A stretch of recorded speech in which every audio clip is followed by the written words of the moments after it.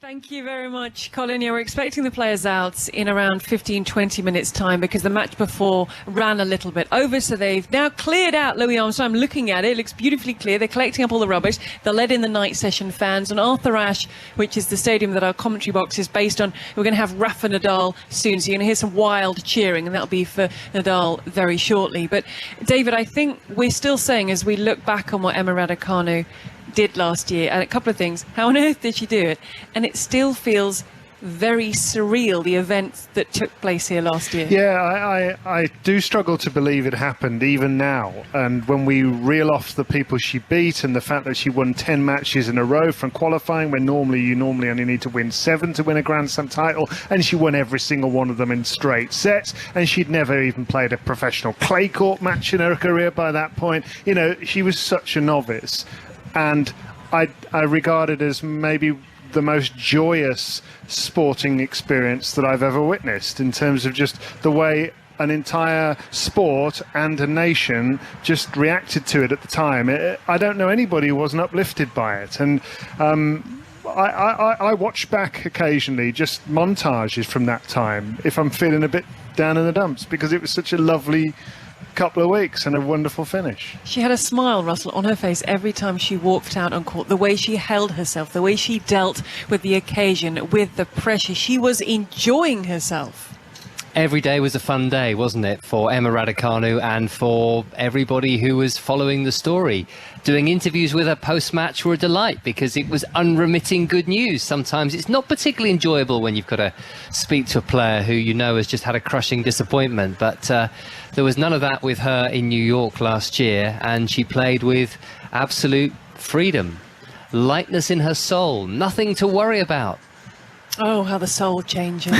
And now she's got to worry about mortgage payments and all these sorts of things. Oh, dearie me, how things change. And I'm just looking out, and Rafa Nadal is wearing the pinkest of pink jackets. I mean, it was almost quite shocking. He's walking through the tunnel now onto Arthur. I mean, look at the pink that gentleman is wearing. The headband, the jacket, the darker shorts. He walks out resplendent onto the Arthur Ashe Stadium. We're going to keep an eye on this. But Naomi, it's everything that comes with... Yes, she's a Grand Slam champion, and says, look, the pressure's off, the pressure's on the others who haven't won one, but everything that she has had to deal with in the last 12 months, including her body at times not playing ball. Yeah, it was never going to be a fun year, I don't think, was it? Because whatever she went on to achieve, I don't think could ever have compared. It was always going to fall a little bit short of people's expectations. But for me, if you just look at where her ranking's gone to, even if she does lose tonight, hopefully she won't, of course, her ranking's gone up in the last 12 months anyway, and that's, you know, that's what you want to see year on year, is that ranking improvement.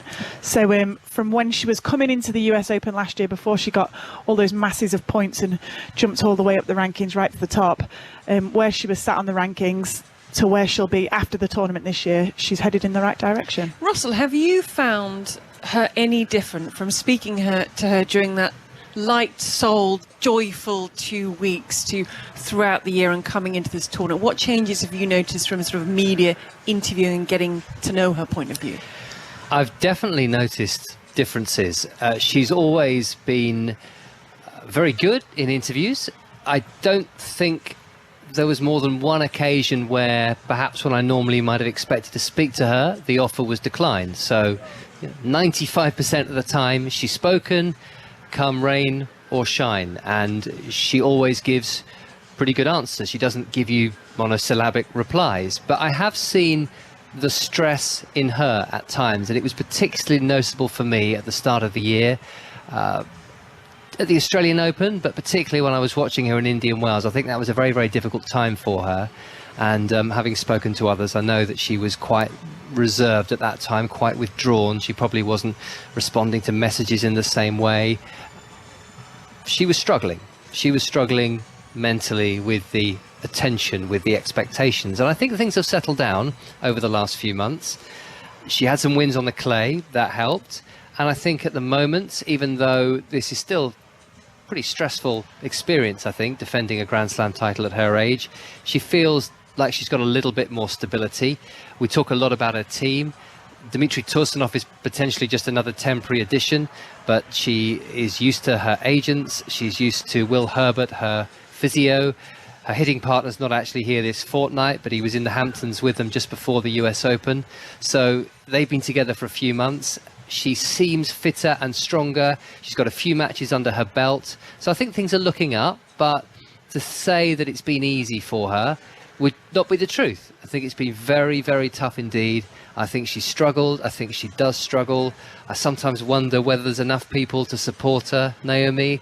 I don't know how you can support somebody who's trying to live up to an achievement like she had last year. And it's hard, isn't it? Because how do you offer advice? I mean, last year I was trying to be as supportive as I could to her, but what on earth can I say? I've never even come close to achieving what she did. So, you know, you can just offer basic life advice of, you know, look after yourself and whatever. But I mean, who on earth is on that level that you can turn to for help and expertise and support someone that truly understands what you've been through? And she had a lot going on off court as well, don't forget. She had the stalker.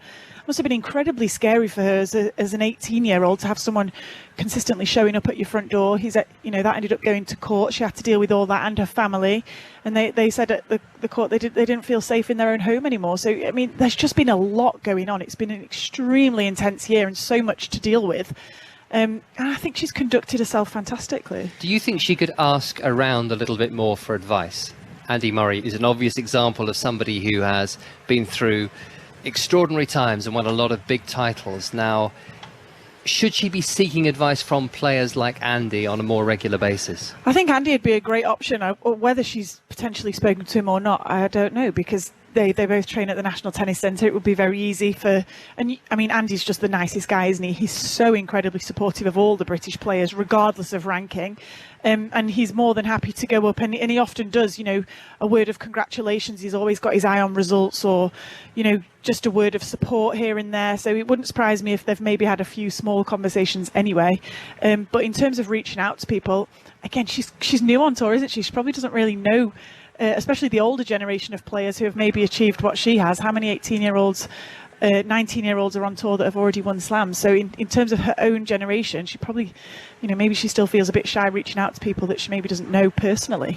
You're listening to 5 Live Tennis. We're awaiting Emma Raducanu and Alizé Cornet. It's the first match in Raducanu's defence. We have Rafa Nadal on Arthur Ashe below us. I can tell you that the fans are streaming into the Louis Armstrong Stadium. We're expecting the players out in around 10 minutes' time. So it's lovely to have your company, and we'll be with you right through until the end of this contest. And we talk about life-changing. Emma Raducanu went to America last year. She had her tickets booked for the end of qualifying. By the end of the US Open, she was decked out in designer clothes, and she was going to the Met Gala. And Russell just mentioned there, before the US Open, she was in the Hamptons. I would love to be in the Hamptons before the US Open. It's completely different, the life that she was leading.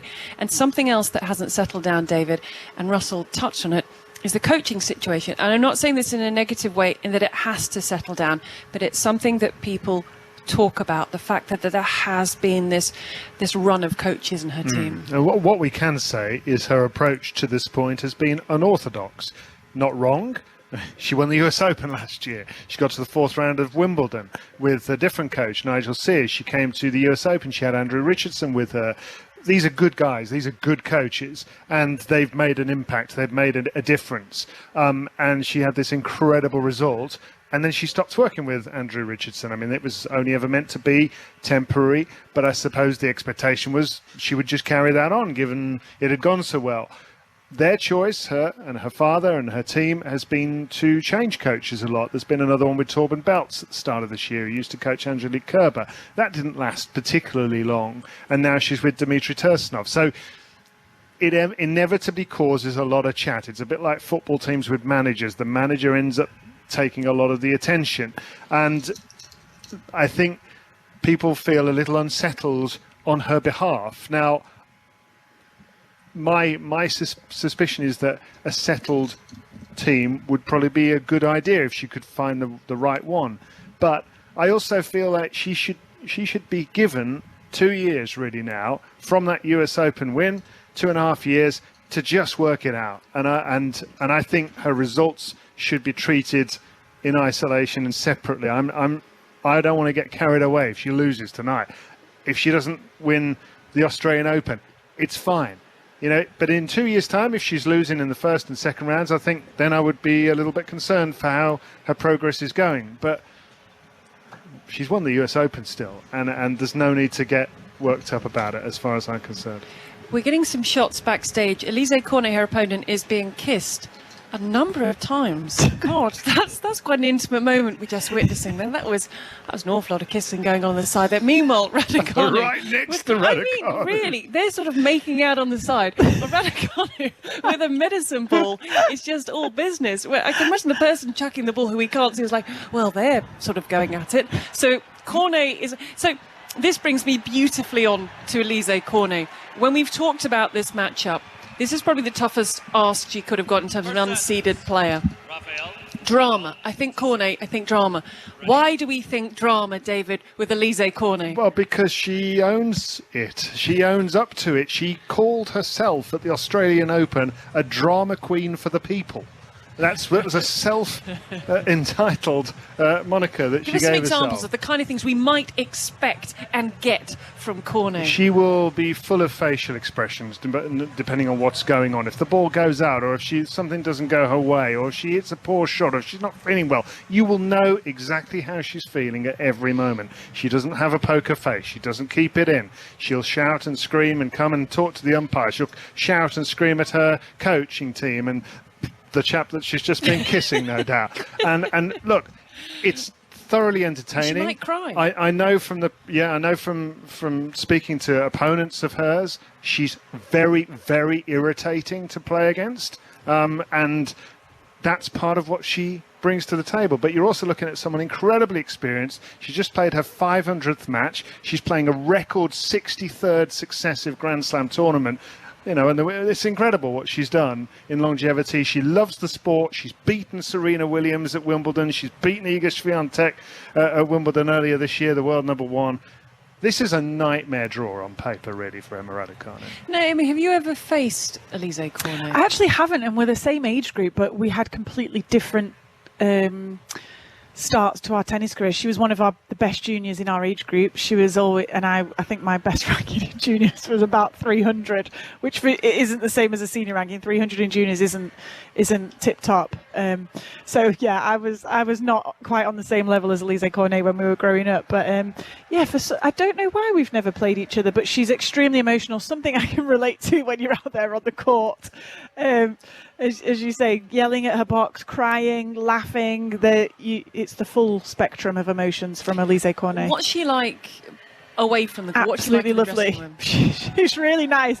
As with so many players we see, I don't know what it is when you step onto a tennis court, just that hot pot pressure situation that just seemingly brings out the worst in people emotionally. But yeah, she often finds it tough. But I think in the same way that we mentioned with Andy Murray yesterday, you know, he often just says to his team, I don't mean it personally, you know, I love you all, I respect you all, it's why I've got you in my box, but sometimes just the pressure of the moment, I just react and snap and vent towards you, and Alizé is very much the same. I remember Simona Halep, when they were raising money for the bushfires in Australia, people were saying, every ace I'll give $20. She said, every time I yell or glare at my box, I'll give $20. She said, because I'm not going to ace, but I know that I'm going to be staring at them an awful lot. And you get these sort of split personalities, don't you? They're very different. Absolutely. I mean, Alizé Cornet, she will cramp, she will fall over, she will cry, she will scream, she will make things as difficult for Emma Raducanu as possible. But from what we've seen, Russell, from Raducanu,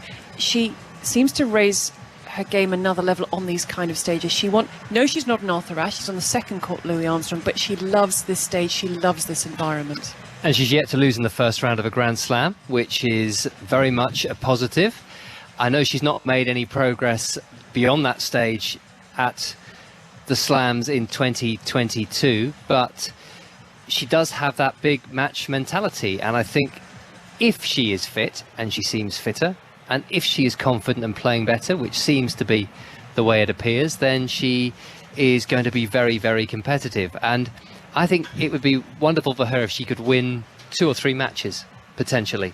Because if she can do that, and maybe she then goes out, it's a pretty solid title defence, isn't it? And it will boost her ranking to the point where she'd probably be still a top 60 player. Yep. And that's a really, really healthy position to be in. Not that I think it's a problem if she loses tonight either. I'm completely in your camp and echo what you were saying earlier there, David.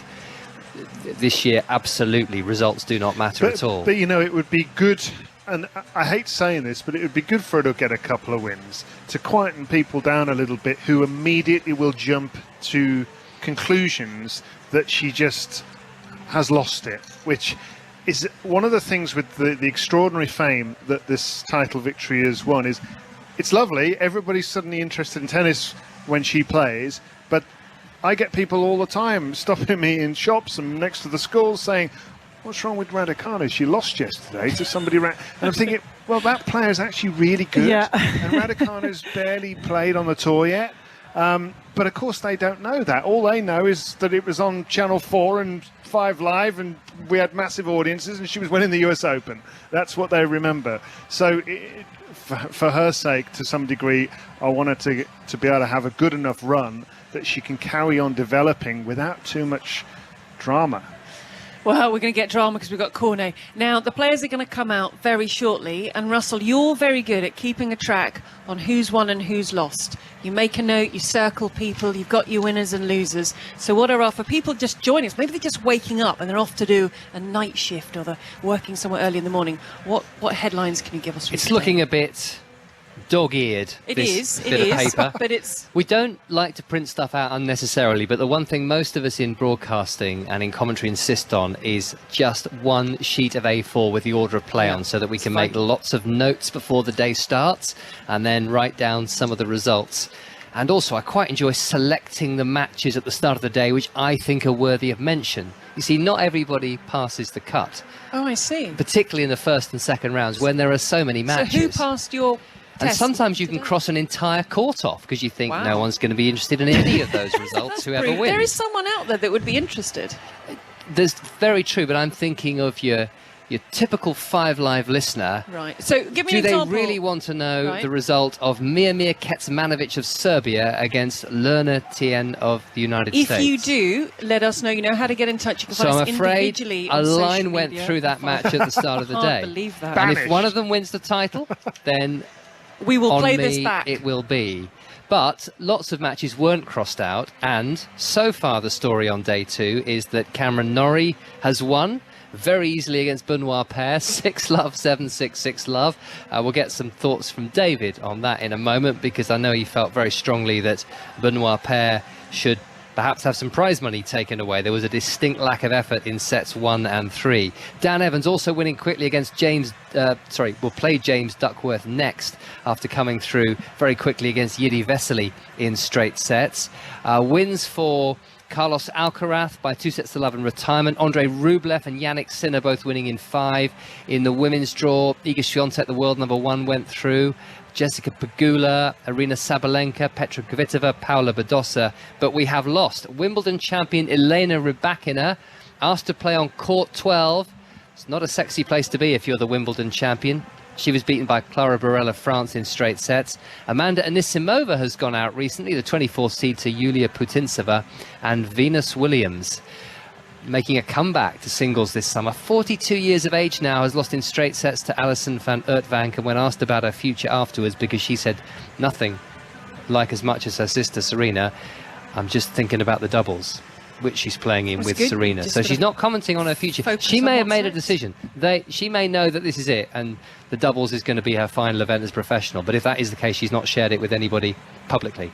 We've got lots more tennis to come, so we're going to keep you across everything that's taking place. There is still some light. There's floodlights on the outer courts. There were storms. What about these storms you said were happening later? Have they gone? Doesn't look like it from the sky above, but I was outside about half an hour, 45 minutes ago. It's very, very windy, which could be a factor in this match. And it's humid, and it just feels like storm weather.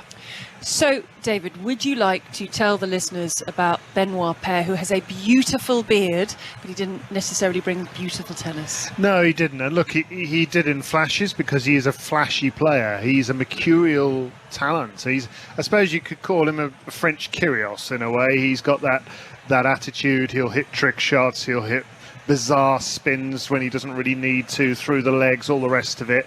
But he also sometimes just doesn't try at all. And look, he's had a lot of problems over the last couple of years that he's talked in detail about, and I respect him for it, he's struggled with the pandemic. He's struggled with the bubble life of the tennis tour, going into these very cut-off environments, and I understand that. And he lost a heck of a lot of matches. His ranking plummeted, and I don't know, he just seemed to be in a bit of a tailspin, really, in trying to deal with all that. But at the same time, he's coming out here against Cameron Norrie. He's earned his place in the draw by his ranking, and he's guaranteed $80,000 as a result of that. £68,000 just for taking to the court. After about a game, it was obvious his heart wasn't really in this match at the start. Now, it's a nightmare playing Norrie, who's a hard worker, who loves grinding tennis, and he actually says, look, I just want to make the rallies as physical as possible. So nightmare for Benoit Paire. But after one game, it was quite clear Benoit Paire had lost interest, and he lost the first set in 17 minutes, 6-love.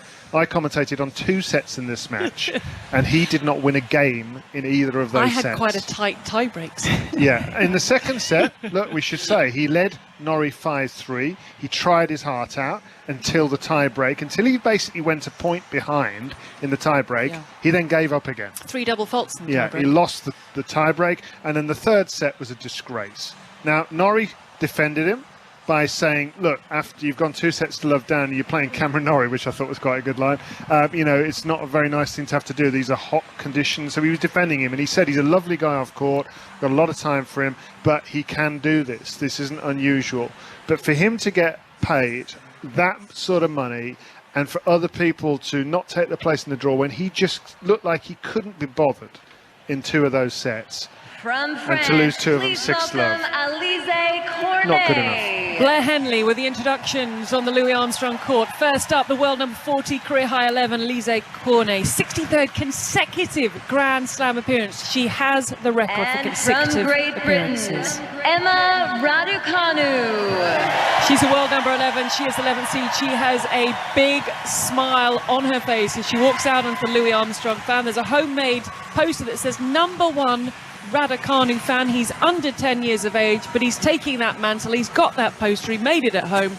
The 19-year-old has made her way out onto court. She's won 15 matches and lost 18 since winning the US Open last year. But we have to remember, Naomi, I've just mentioned, 63rd consecutive Grand Slam main draw appearance for Alizé Cornet. It's a 6th Grand Slam main draw appearance for Emma Raducanu. Just incredible. I mean, what a record that is for Alizé Cornet as well. Talk about we talk about Raducanu trying to become more robust, and you know, it comes with age, doesn't it? Look at Alizé Cornet there, 63 in a row. That's just incredible. And a lot of that not only comes down to level and keeping your ranking up high enough to continuously get in for that amount of years, but to be physically ready and available for each and every Grand Slam is, yeah, it's an achievement in itself. Emma Raducanu, she's wearing white shorts with a white and burnt orange top. Let's have a little listen to the housekeeping. And the red towel then for you, please. We have live ELC if you want to see any additional images. So we've got no Hawkeye, so you can see close call replays. Any further questions? No, all good? It's very rare. Your choice. We have tails or heads? Heads? Heads? Right. Heads called, coins gone. Tails it is. Yeah. Right, so Emma Raducanu wins the toss, or Alizé Cornet loses it, having called it, and she elects to receive, so she's going to put Alizé Cornet into serve. More and more people will make their way into the Louis Armstrong Stadium, and they had this turnaround with the late finish for the Yannick Sinner match, so it's about resetting and getting everyone back in. We're going to keep an eye on Raffendal, who's 2-1 up on Rinky Hiji-Carter.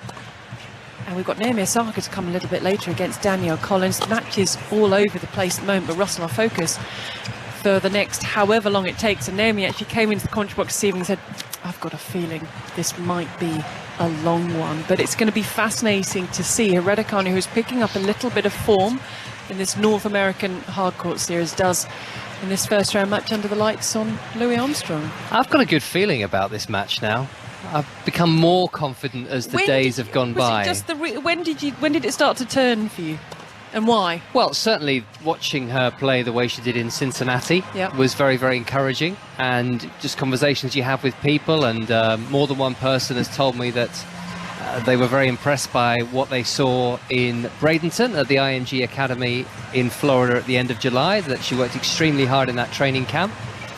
Then we had the alarm of the practice session last Friday, where Emma Raducanu was in tears at times and did leave the court for 15 minutes in the middle of the session, had some strapping on her wrist. It didn't look particularly good, but she came back to complete the session, and she had 2 pretty solid sessions over the weekend as well. So I don't think there's any suggestion that she's got an injury that's really going to hold her back. I mean, there might be a slight twinge here or there, but I don't think we're talking about anything serious. And I think that was probably just her first day back at Flushing Meadows, because she had been practicing, as I mentioned, in the Hamptons, not too far away, but Friday was actually her first day back on these courts, and it brought back all sorts of memories and all sorts of emotions, and she was walking through as the defending champion, so there's a lot for her to think about. So I'm hoping that that was just a day that it all caught up with her a little bit, and I thought she looked very relaxed when she walked onto court, and I'm hopeful, not so much about the result, but I'm just hopeful that she can play with the freedom that we know she can, and if she does, she's going to be very, very dangerous. It feels as though when Serena Williams made the announcement that this would be her farewell and this would be her final tournament, it took a chunk of pressure off Raducanu, because suddenly all the talk was about Serena Williams. Okay, the British press will still be following Raducanu, but it's been about Serena Williams. It's been, how is she going to do? When is she going to go out? Can she go far again? And I think that hasn't been a bad thing for Raducanu. Absolutely. We talk about it with Cam Norrie, don't we? And, you know, how he flies under the radar. He maybe doesn't get as much attention as he sometimes deserves, but the silver lining of that is that there's less pressure on you. And as we said about Serena yesterday, there were so many upsets and great wins and all these big matches, but nobody was talking about it. All that was being spoken about was Serena Williams, and tomorrow, win or lose for Raducanu, all eyes again are going to be on Serena Williams as she steps out for what may be, for the second time, her final singles match in her career. And you're going to get emotional, so I'm not going to talk about Serena Williams. And David, it's a double-edged thing. Sometimes it's good to play a player who, like Alizé Cornet, has just come on a deep run. She got to semi-finals in Cleveland. We saw it, Daria Kasatkina, a great win for Harriet Dart. So sometimes it's an advantage to play a player who's had that deep run before a Grand Slam. On the flip side of things, you're playing a player in form with confidence. Yeah, and I don't sense that Alizé Cornet is somebody who's going to be affected in terms of energy levels by having a good run just before the tournament. She is super fit. She is so experienced. She's a really seasoned pro, and she loves it. She loves the battle. There is nothing more that she will enjoy than beating Emma Raducanu, the defending champion, who had all this attention. She'll love this prospect. But I mean, I agree with Russell. I actually think that Raducanu will also love the fact that she's got a real opponent here, and it's a challenge, and she's a really good player, Emma Raducanu. It's let's not forget how talented she is, and what a good competitor she showed herself to be a year ago. The biggest danger, things like blisters, things like the ill health she suffered at times. The body hasn't been able to stand up to the rigours of the circuit, and let's hope she's in a good way. But I heard from a couple of people that she practiced furiously ahead of this match actually today, and and got all the sort of tension out of herself as a result of that. The blisters, apparently things are looking okay, so fingers crossed for her perspective. It's lovely to have you with us here on 5 Live. You're with the 5 Live tennis team, coming to you live from Flushing Meadows in New York. It's the US Open tomorrow night. Around this time, we're going to have Serena Williams against the second seed Annette Kontaveit. But for this evening, for now, there are many ways to get in touch with us, so do so. It's Emma Raducanu, the 19-year-old, the first match in the defence of her US Open crown. She has had a life-changing 12 months. How is she going to fare back on the big stage, back at Flushing Meadows? It's the Louis Armstrong Stadium. It's Emma Raducanu against Alizé Cornet, and starting things off, Naomi Brody, Russell Fuller. Her opponent in the first round last year was Stephanie Vogler, the world number 128, a late replacement for Jennifer Brady, who had to pull out of the championships injured. 6-2, 6-3 it was to Raducanu on that occasion. And she'll receive, first of all, against Alizé Cornet in this first round match today. The sliced backhand from Cornet, a backhand hit down the centre of the forehand of Raducanu, and that is into the net. So a first error and a first point on the board to the Frenchwoman, who is 40 in the world rankings. But it has the feel of a big match atmosphere, as you would expect with the defending champion trying to win as many matches as she can, I think would be the best way to put it. She'll be trying to win the title, she'll be trying to defend her title, but also very aware that what happened last year happens not even once in a generation, as Cornet nets, and it's 15-all in the first game. It's nice for me to see her coming out onto court with such a big smile on her face as well. You felt like she really enjoyed that applause that the crowd gave her, all appreciating the results that she had here last year. Yes, it just feels as if she's now able to take this in her stride a little bit more and enjoy what she achieved and be inspired perhaps by the crowd support. 15-all. Cornet with a double fault. Just shaking out that right serving arm, trying to get a bit of tension out of the arm. Lost to Alexandra Sasnovich in the semi-finals in Cleveland on Friday. Had only won one match in Toronto and Cincinnati in the two big warm-up events for this US Open on the WTA Tour before that. Slice backhand from Cornet, who's 15-30 down. Backhand from Cornet onto the backhand of Raducanu. And as you heard, the electronic line calling, Raducanu going just a little bit too long. Yeah, it wasn't only Kasatkina that had the strong result last week. She, of course, won the tournament, but the player she beat in the final, Daria Saville, she also went out in the first round here. So both of them struggling with the quick turnaround. Borna Coric has gone through in 5 sets. Nearly going out. He won that deciding set by 7 games to 5. And he's a man who's been in fantastic form as well. That was against Enzo Quaco of France.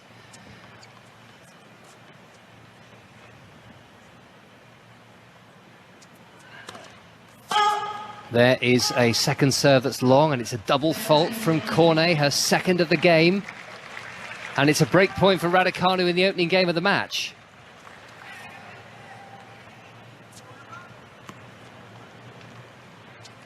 So, generous start. Well, quite a few strange noises being made around the Louis Armstrong court. With a breaks that needed oiling. This first serve is good. It's blocked back by Raducanu. Cornet with the backhand. Raducanu at full stretch. The overhead is put away by Cornet very securely to save the break point against her in the opening game of this first round match at the US Open, live on 5 Live this Wednesday morning. Still very much Tuesday in New York, and no sign of that storm that was promised, although there are a few clouds above the Arthur Ashe Stadium where we're based. The sky is mostly a light blue, twilight hour. Cornet with the backhand, coming in behind a punishing ground shot and putting that backhand down the line for the winner. And as you said earlier, Russell, it was really blustery outside, wasn't it, just before we came up here. And although they're in the big stadium court, it does sometimes get quite swirly in there. So I wonder if that's maybe contributing to Cornet's double faults in this game. Yep, you can certainly see the wind blowing her skirt on this Armstrong Stadium court. Looks like it's pretty windy inside the arena. Backhand from Raducanu, trying to stay in this opening game. A slice backhand from Raducanu. Cornet with the forehand. Raducanu's backhand down the line, right onto the sideline. Great hitting. Well, both players have come out firing here, absolutely ready for this match. Sometimes you see the first game or two, the few loose shots, a few unforced errors, quicker points as they both settle, but straight in it for each of these two. So we have Dmitry Tursunov, Emma Raducanu's coach, at least for the time being. Still very much a trial relationship. Sitting next to physio Will Herbert. First serve into the net by Cornet, whose beard and hair has expanded since I last saw him. Quite bushy at the moment. Second serve for Cornet. Forehand hit very hard by Raducanu, and it's long from Cornet. And this is the second break point of the game for the champion. And that's what I said I was going to be keeping my eyes peeled for today, was how aggressive Raducanu was going to be from the back of the court, because that's what we saw her do so well when she did win the title here last year. Overpowering people. Sometimes with the pressure, that racket head speed can slow down.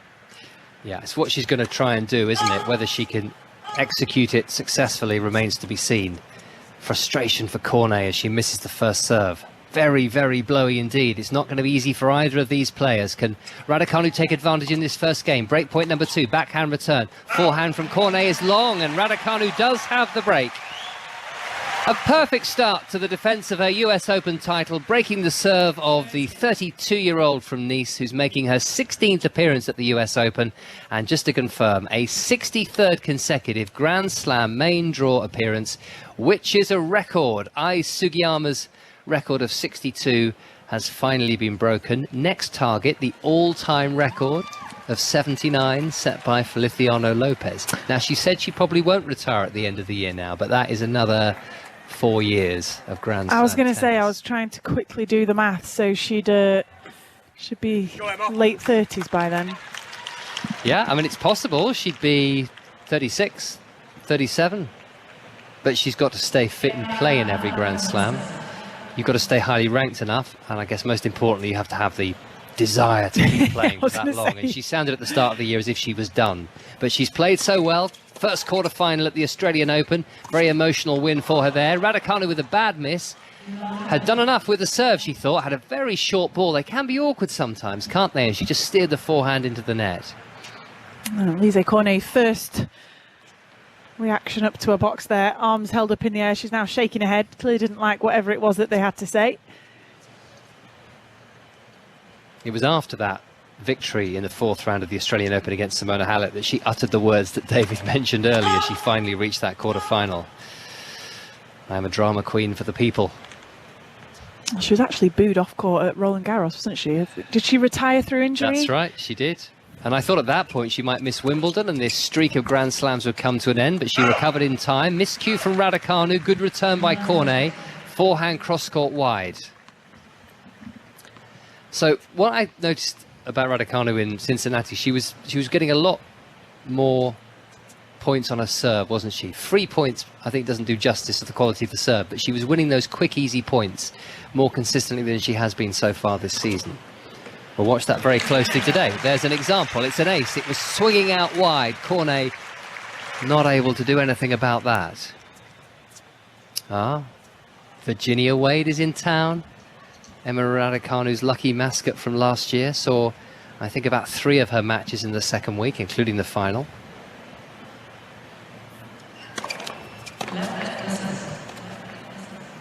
She lives in New York these days, Virginia. So very, very easy for her to come to Flushing Meadows. 15-30. Long from Raducanu. Yeah, both of them struggling with the first serve percentage. Which may have something to do with the wind. Second serve, chopped back by Cornet, just inside the baseline. Nicely executed. Backhand Raducanu down the centre. Raducanu's backhand to the backhand of Cornet. Raducanu hits the backhand down the line, going on the attack, and now the forehand back to the forehand of Cornet. Backhand long from Raducanu, and she now has to fight off a couple of break points. It's good defence from Cornet, because that was some big hitting from Raducanu, getting her opponent on the move. You could hear the squeak of shoes from Cornet at one point as she kind of slid across the hard. Maybe just over-pressing a bit in the end. Raducanu coming up with the error. Virginia Wade just spotted herself on the big screen, covering her face up.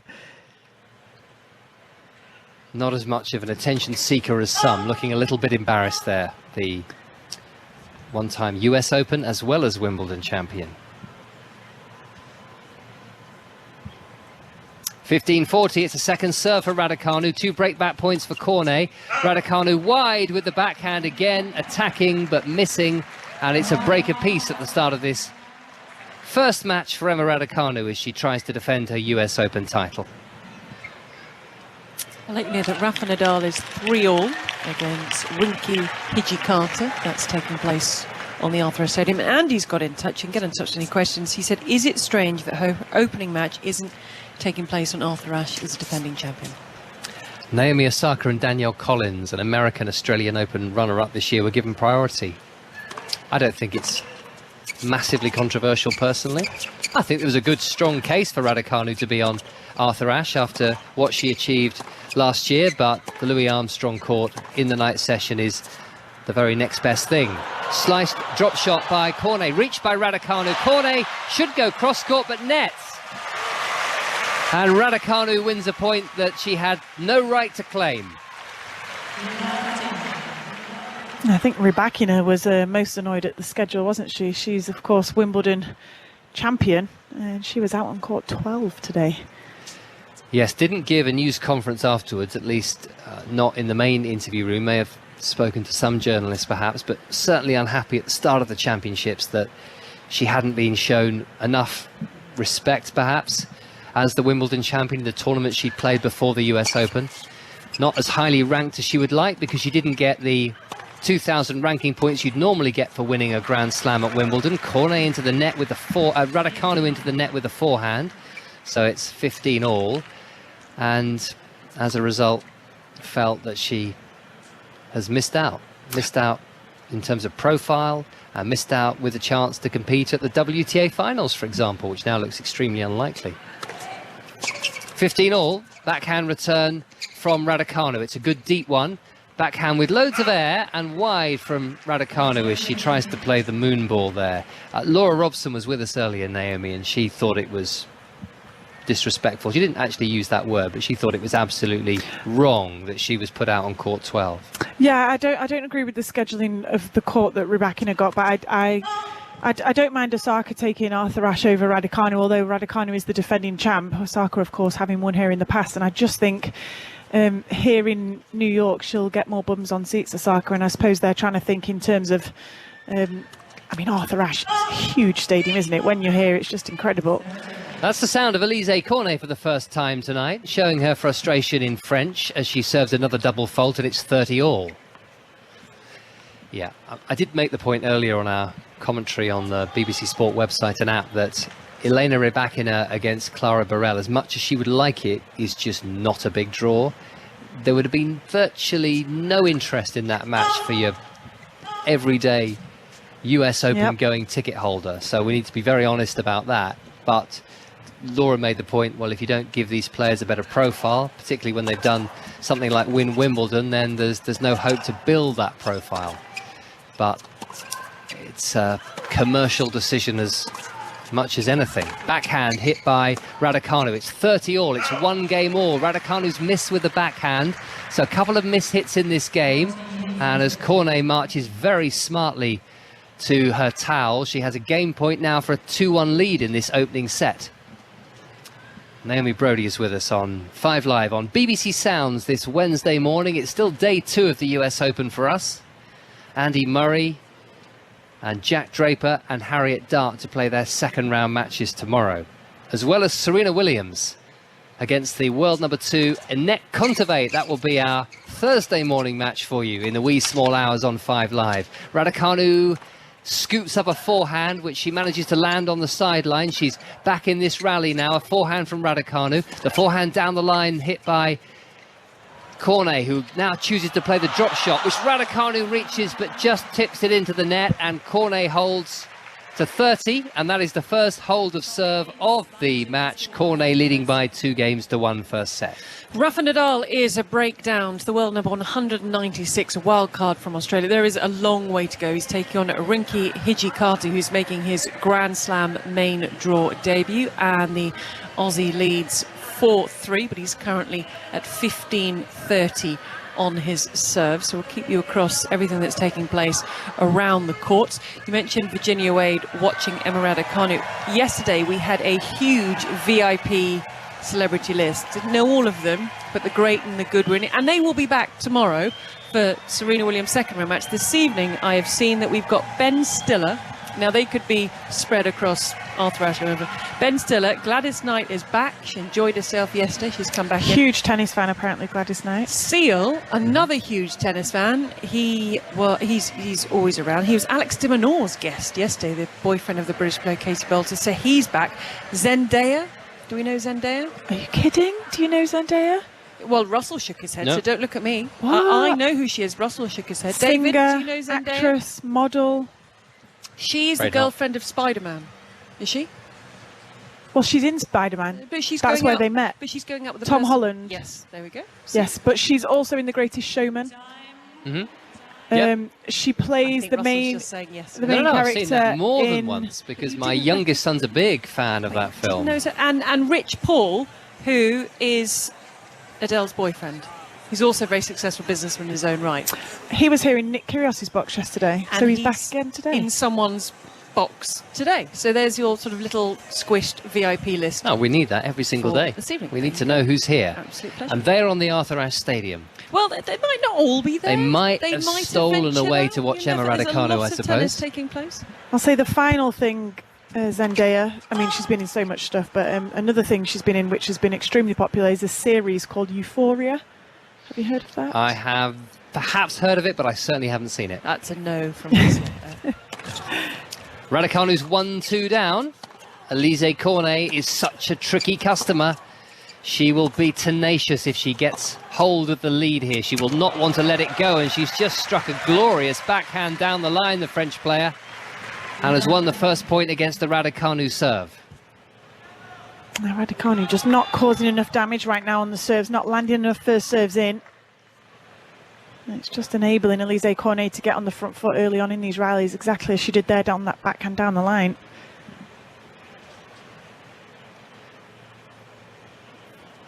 "17 minutes played, it's love 15 down. That's a very good first serve by Raducanu, but what a fine block return by Cornet right onto the baseline, and Raducanu relieved to escape with that point as Cornet goes long.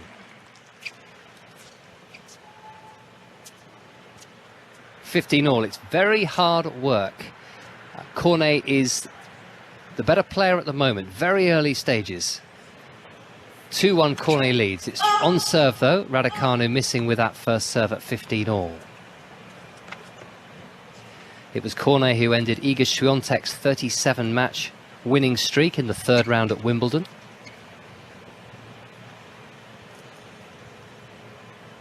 She's been out there playing Grand Slam since 2005. Good serve by Raducanu, but fine returning again from Cornet, who's now approaching the net. Low volley from Cornet, passing chance Raducanu. Lob volley from Cornet, reached by Raducanu. Another volley from Raducanu is a winner. Down the line with the backhand, and she allows herself a cheeky smile as she wins that fabulous net exchange. Oh, a great point to come out on top of. Cornet did so well up at the net there, considering she doesn't spend that much time. She's far more comfortable back behind the baseline, but she had some fantastic reactions. In the end, it was the Raducanu backhand volley that got the job done. Bit of excitement for the crowd. Important point that for Raducanu as well. 30-15, missing with the first serve.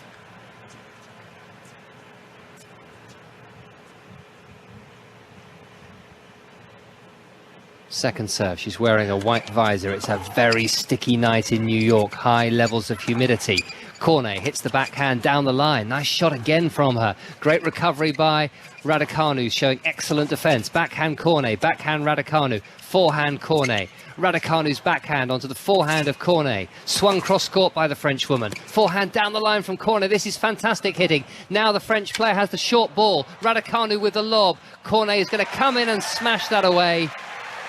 Didn't need to do too much with that. The point was won, and she pumps her fist, and she's looking a real handful out there. It's 30-all on the Raducanu serve. This is good tennis from both players, isn't it? Fantastic rallies. Raducanu really being aggressive. That was 18 shots, that last rally. But it's, again, Cornet that's coming out on top, managing to get that big hit in.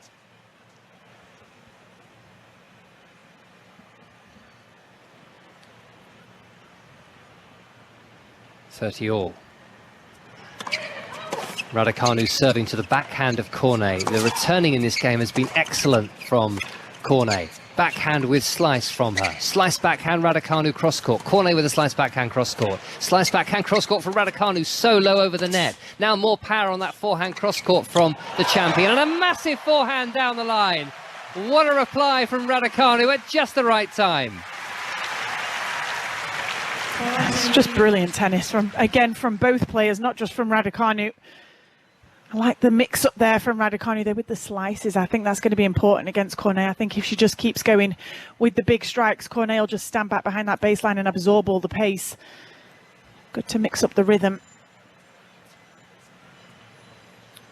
40-30.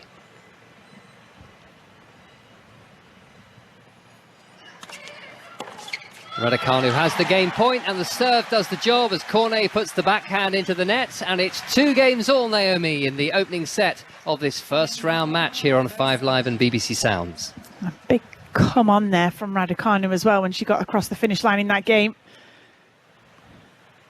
Good to see a gritty side of her so early on in the tournament.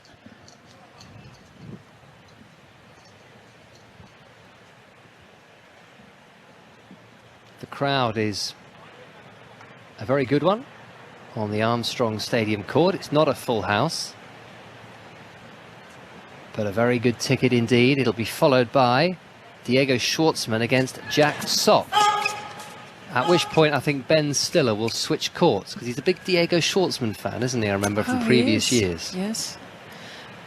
Well, he might be in for a long one with Nadal, with Rinky Hijikata serving for the first set at 5-4. 2 games all. It's Cornet serving now. Forehand cross court from Raducanu. Raducanu down the line with a forehand right into the corner. And that's into the net from Cornet with the backhand. And she was just doubled over there, Cornet, trying to catch her breath, I think, at the back of the court.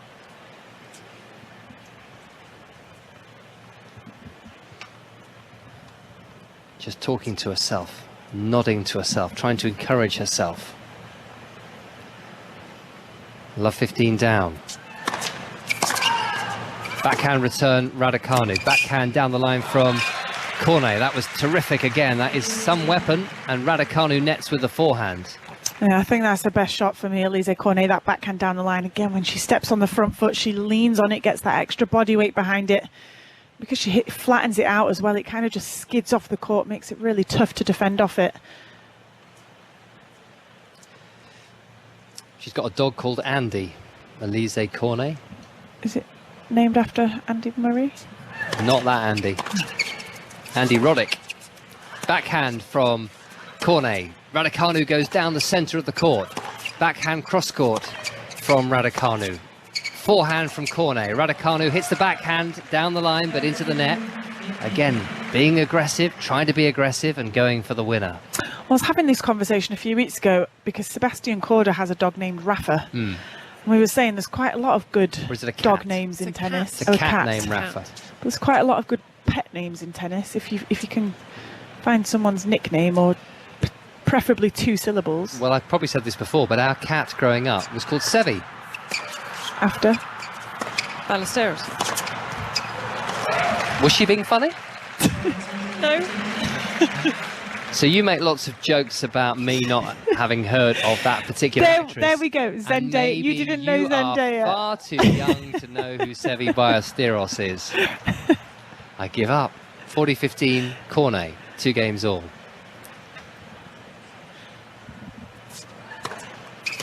She serves to the backhand of Raducanu. It's a mishit from Raducanu. It should be a straightforward put away by Cornet, but she hit it straight back at Raducanu. The champion still in the point. Volley Cornet, volley Raducanu, and she wins the point by hammering hard and low, and Cornet can't pick up the low forehand volley in time.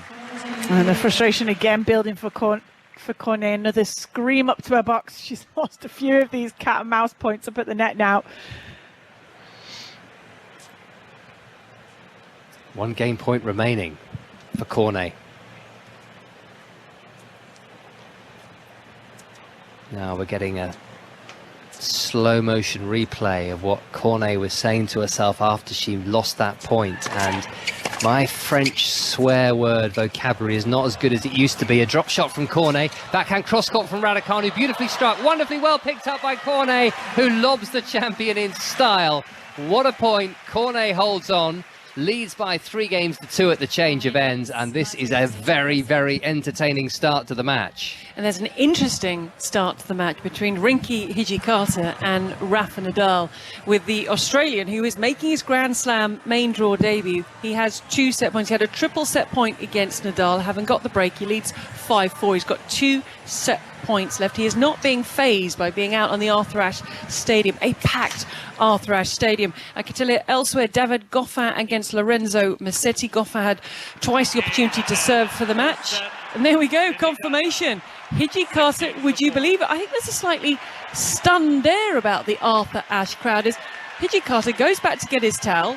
He's resplendent in yellow with black panels down the side, and we've got the burgundy Rafa Nadal with the flashes of pink on the wristband and the headband. But the crowd, Naomi Brody, are thinking, what on earth is that all about? Rafa Nadal has lost the first. I know there's a long ways to go to the wild card, 196 in the world. I know. I think Rafa's as stunned as the crowd are right now. Not much of a cheer there, and it was a massive ace to win the set as well. But no easy feat, as we say. We saw Zverev struggling to get across the finish line when he had opportunities to win a set against Rafa in Roland Garros. But seemingly, Rinky is a little bit more fearless. Yeah, Rinky's enjoying himself on the Arthur Ashe Stadium. Crowd are a little bit puzzled, so we're going to keep a very close eye on that. As I mentioned, David Goffin served twice for the match against Lorenzo Musetti in the 5th set. Broken twice. It is 5-all, but now Goffin has a point for 6-5 and another opportunity to try and serve it out. Action everywhere. I'll keep an eye on everything for you, but our focus, as night has fallen in New York, is Emma Raducanu against Alizé Cornet. If you'd like to get in touch with us, it's at 5Live Sport. You can find us all on Twitter. Yeah, if anyone has any pets named after tennis players, I'd like to know. Right, there we go. Pets named after tennis players. Or athletes in general, or you just want tennis players? Well, we can have athletes in general. Okay. Otherwise, we might be going into too specific of a pool. Raducanu is 2-3 down to Cornet here, but it's on serve after a break apiece in the opening 2 games of the match. Slice backhand from Cornet, the slice backhand from Raducanu cross court. Flattening it out now is the French player. She runs onto a forehand, which she hits to the Raducanu forehand. And there was the call, not from our umpire Miriam Blay, but from our electronic line calling voice. Just gone 1 o'clock in the morning already. 5Live, and now welcome also to listeners on BBC Local Radio who are with us for the next few hours this Wednesday morning. If you just joined us, it's Emma Raducanu starting the defence of a US Open title against Alizé Cornet of France, the world number 40, and a vastly experienced player who's playing in a record for a woman, 63rd consecutive Grand Slam main draw, and she's lobbing Raducanu here, and Raducanu finds herself love 30 down, 2-3, she trails on serve, and we have Russell Fuller and Naomi Brody on commentary for the moment. You'll hear Gigi Salmon and David Law a little bit later. And it's very, very competitive indeed. They're both playing well, but we feared that Alizé Cornet would be one of the worst first-round opponents you could possibly draw, and she's living up to a reputation at the moment, Naomi. Let's see what happens here at Love 30. This match being played on the Louis Armstrong Stadium in New York. It's a steamy night. Storms are supposedly on their way. More great returning from Cornet. She's hit the baseline here, and that's long with the moon ball from Raducanu, and she's love 40, triple break point down. A bit of frustration there from Raducanu up to her box. Puzzling looks on the face of her coach, Tursunov. Lots to be thinking about. You are allowed, remember, to coach. On-court coaching is allowed this year in the main draw of the US Open, so if Tursunov is able to pick anything up, he will be able to communicate that to Emma. As long as he's at the same end as her, yeah. That is one rule, and the player and coach can't have a conversation. He can certainly tell her things. Love 40, second serve, just wide with the backhand by Cornet. And a fairly dramatic response as she misses that return. But she's still got a couple of break points to move into a 4-2 lead in this first set.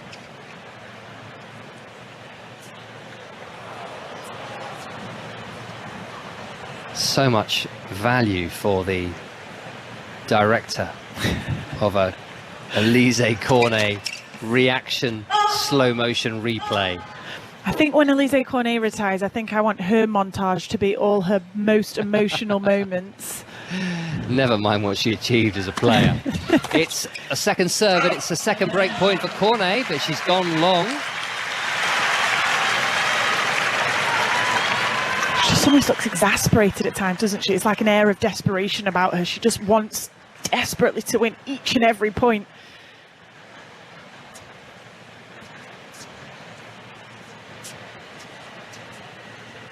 .30-40. This is the third break point for Cornet. Raducanu catches her ball toss. She's ready to serve now, and it's to the sliced forehand of Cornet. Backhand from Cornet. Raducanu cross court with a forehand. Break point down for a third time. Backhand long, Raducanu. Broken for the second time in the match. And the advantage is Cornet's once again as she moves into a 4-2 lead. Yeah, just got up on her a little bit there, Emma. I like the way that she was trying to take the ball early, take it on, but the height that Alizé Cornet had hit it on these lively US Open courts, it meant that it was then going to bounce up so high, and it just got up on it, pulled it out long. She's got a bit of work to do here now, Raducanu, to catch back up.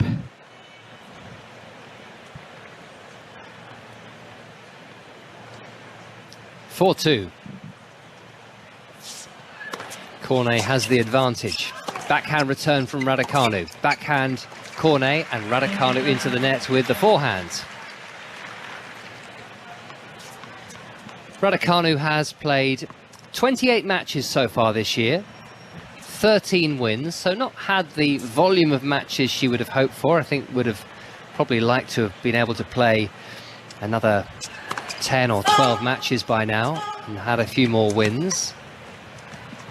Few injuries and just not as much success as she would have liked in tournaments.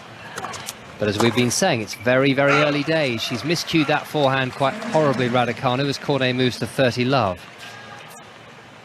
Due to play in Seoul on the WTA Tour a week after the US Open ends. That's her next scheduled event. There's not actually that much left of the WTA season after this US Open. Great forehand reply by Raducanu, but it's absorbed wonderfully well by Cornet. Cornet goes cross-court with a forehand. Raducanu down the line. The crowd enjoyed that forehand winner. That's a fantastic return, and again, more great defence from Cornet to hang on in the point there. You heard the gasps from the crowd. Raducanu had hit it that hard, but it was the change of direction up the line that caught Cornet off guard in the end, granting Emma Raducanu the winner.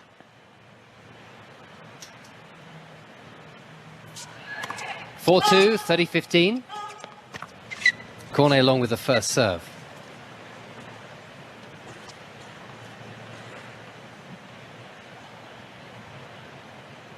Raducanu now ready for this second serve, which is not coming her way because the net billows as Cornet serves a double fault.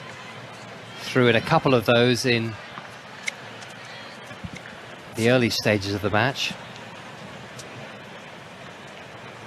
That's 4 in total now. But she's fought back well, having had her serve broken in the opening game of the match. Backhand from Cornet. Raducanu with an opportunity here. It's 30-all. Really needs to break back. She trails this first set by 4-2.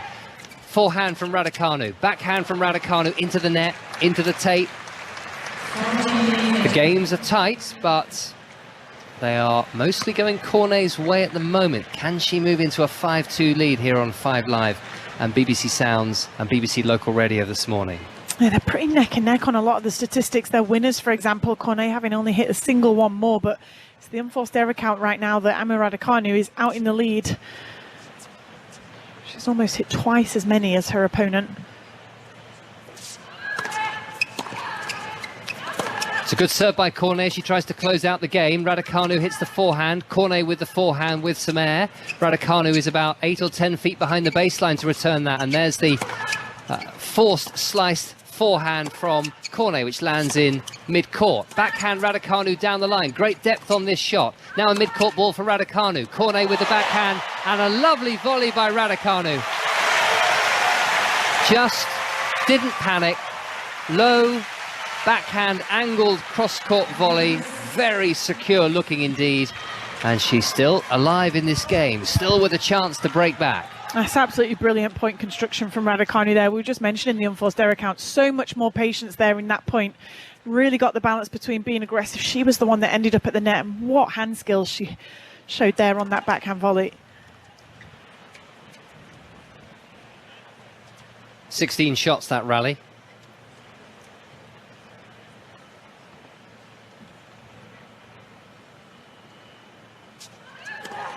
It's deuce, it's the second serve for Cornet. There's plenty on that. A good deep forehand from Cornet, and Raducanu goes long. And it's another chance for Cornet to close out this game.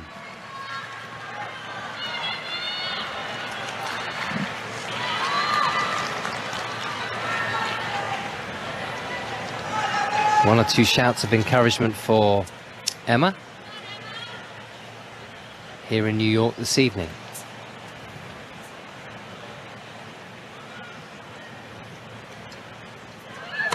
Cornet serves. She's serving for a 5-2 lead with the advantage here. Backhand slice by Raducanu. Forehand from Cornet. Backhand Raducanu. Backhand Cornet down the middle. Backhand from Raducanu to the backhand of Cornet. Some very heavy hitting in this rally. The error from Cornet. The off forehand wide. And to deuce again. It's interesting, isn't it? Because I worry if she's just going to continue to play this way, Raducanu, is it upsetting Cornet at all? I feel like she's playing into too much of her rhythm.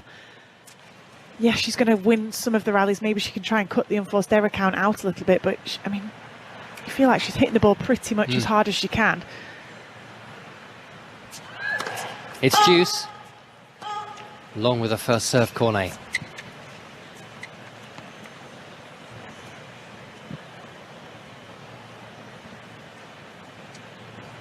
Second serve, 37 minutes on the clock already. Ooh, that just was legal. Caught the tape and landed about 6 inches inside the service line. Still a second serve here for Cornet. At deuce, she has the break, 4-2 in the first set, and she's gone long. And she served her 5th double fault, and it's break back point time for Emma Raducanu. It's been her Achilles heel, that second serve, hasn't it, so far for Alizé Cornet. The 5th double fault for her so far this evening. Raducanu still yet to hit one. Not missed much from the back of the court, but the serve really been letting her down at times.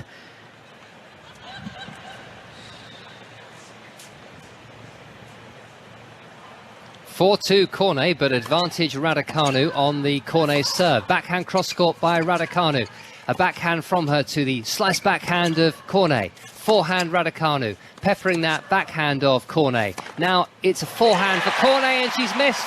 She's gone wide, she's gone long, she's miscued, and the pressure told, and that took a lot of heart by Emma Raducanu to stay in that game. It looked like another tight one that might slip away from her, but quite the opposite, Naomi Brody. She's broken back, we're back on serve.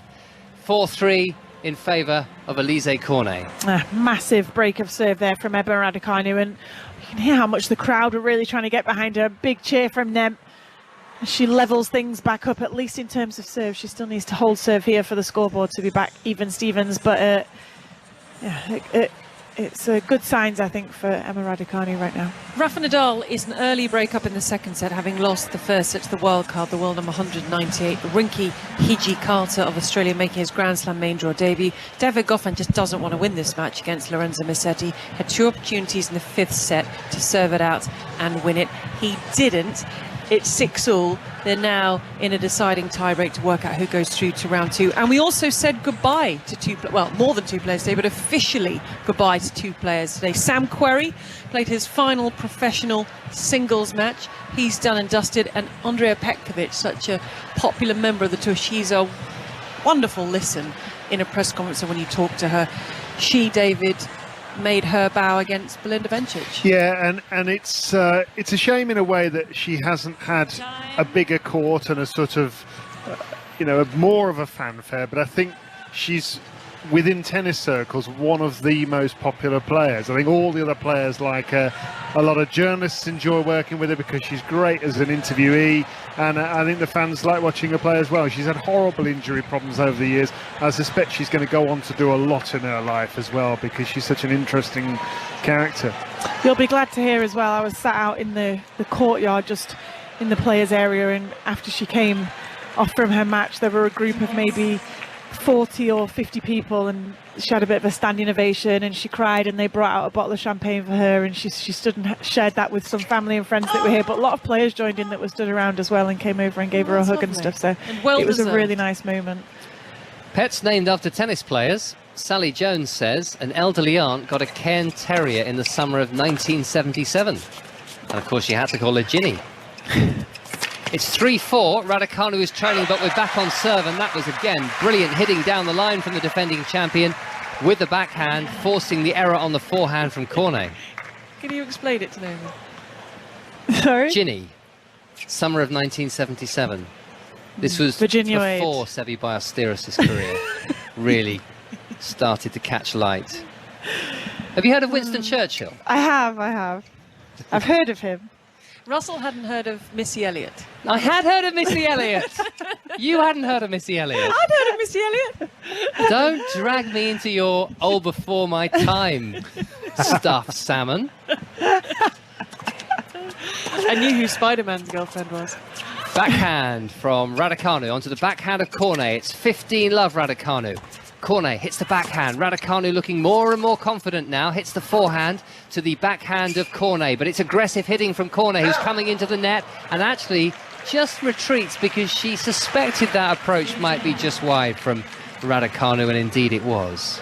Very good judgment that from Cornet, wasn't it? Because often when you're up at the net, you sometimes just think, I may as well hit the ball if it's going over me. You don't want it to drop in. She decided not to. As we say, good judgment, because it did in fact land wide. She's got a lot of taping on her thighs, Cornet, as well, hasn't she? It's longer than her skirt. Always has it on. So it's not necessarily an issue that she has today, but just seemingly an ongoing problem. She has it on both legs. Backhand return from Cornet. She was cramped by the serve from Raducanu, and again the forehand has a lot of heat on it, but Cornet is defending hard until she just puts that backhand over the baseline, and Raducanu wins the point to move to 30-15. Cornet breathing deeply, gesticulating to, I think, the man she was kissing before the match. It doesn't bode well, does it? I mean, he'd just been hoping for a quiet night out at the tennis, and before he knew it... He's ambushed in the warm-up area, and now he's being yelled at. Into the net with a forehand, Cornet. 2 game points for 4 games all. They do have a roof on this court, don't they, Russell? Because They do. if the storms do come, I assume they'll just have a sit down whilst the roof closes and get back on with it. Yes, so they shut the roof fairly quickly here as Raducanu serves to the Cornet backhand. Forehand from Cornet. Raducanu hits the backhand to the Cornet backhand. Forehand this time from Cornet. Forced back behind the baseline by Raducanu. Cornet's backhand, and Raducanu nets with the forehand, so there's still life in this game.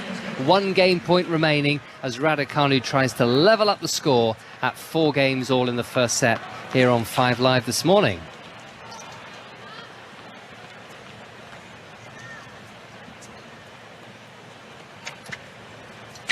Two quarterfinals for Emma Raducanu this year in Washington, not too long before the US Open, and Stuttgart. She's not managed to win more than 2 matches out of tournaments since she won the US Open last year.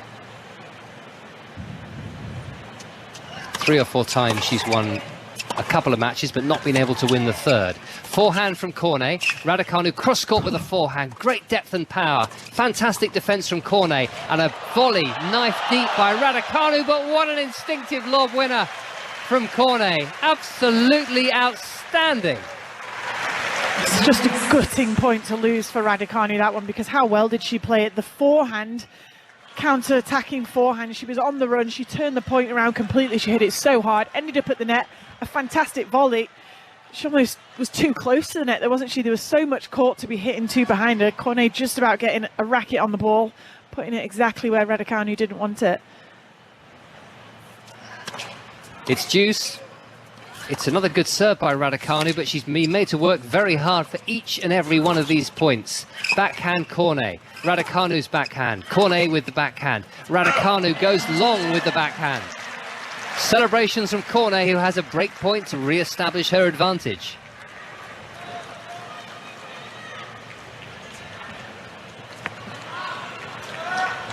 This is a real high-level scrap.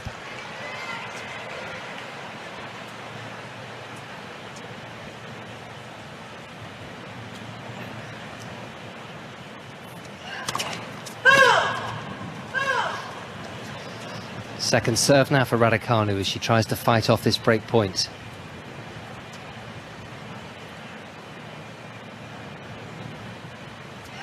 Cornet with a point for 5-3. Double fault Raducanu. Her first of the match, and it could cost her dearly because it is a fifth break of serve of this first set, and Cornet is very much back in front, leading by 5-3.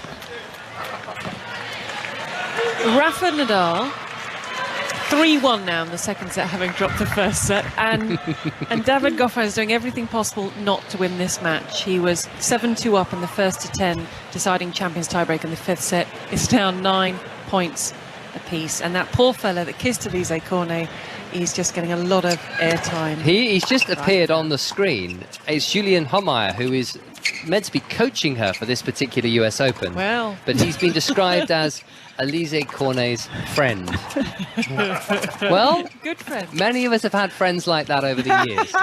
Cornet is serving to win the first set at 5-3, and there's a drop volley winner by Emma Raducanu. After midnight, you get to know our tennis correspondent a little bit better.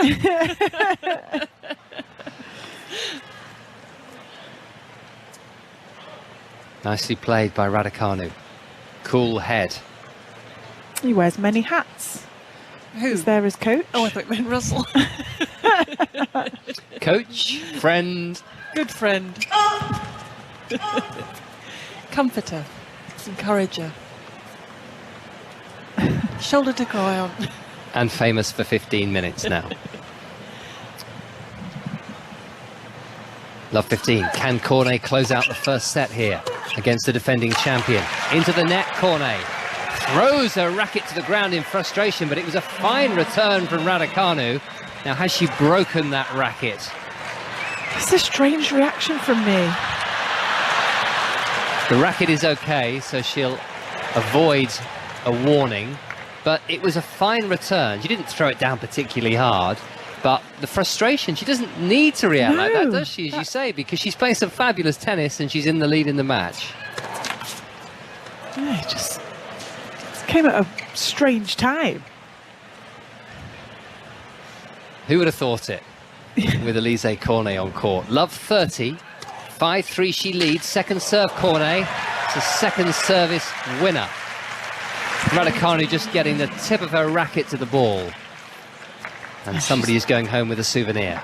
Cornet's Ball. still not happy. She's, I think, just got the frustration out with the second serve there. She's hit it as a first serve, but continued to yell up to her box afterwards. It was a great catch from the guy in the crowd.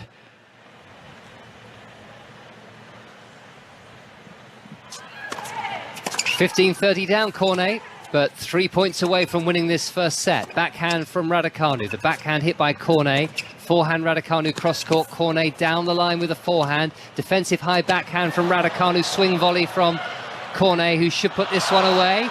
And it's not quite cleared the net. The very, very, very defensive lob from Raducanu. And at 30 all and at 5-3, Cornet needs just a couple more points to round out the first set.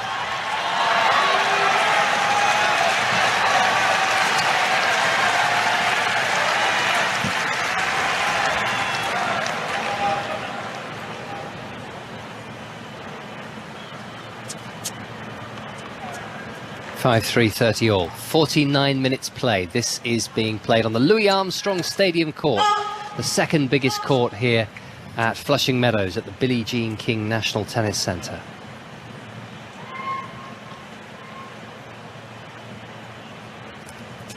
Second serve for Cornet. It's onto the forehand of Raducanu. It's hit back powerfully cross court. good defence again from Cornet. She really has played a fabulous first set. Forehand Raducanu. Cornet with the single-handed backhand to the slice backhand of Raducanu. Cornet works this forehand cross-court. Double-handed backhand now again from Cornet. The forehand from her, very short. Raducanu tries to take advantage, but the defence is exemplary by Cornet. Raducanu is now on the back foot, but equal to it for the moment. Backhand cross-court from Raducanu. Cornet reaching for that backhand with the one hand. Forehand Cornet. What a rally. Raducanu with the backhand. Amazing defence from Cornet. Forehand Raducanu. And Cornet down the line. What a winner on the forehand. Breathtaking from Alizé Cornet in her 63rd consecutive Grand Slam appearance. And her friend is on his feet in celebration. What a point that was. 25-shot rally. How on earth did she have the energy at the end of that point, Alizé Cornet, to muster the energy to come up with a passing shot? This is an absolute battle between these two players, physically, mentally. And it's a set point for Alizé Cornet at 5-3, 40-30.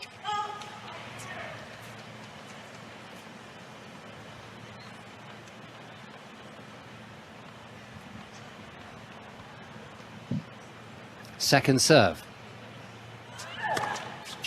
Cornet lands it. Backhand Raducanu. Cornet with the backhand. Raducanu hits the backhand to Cornet's backhand.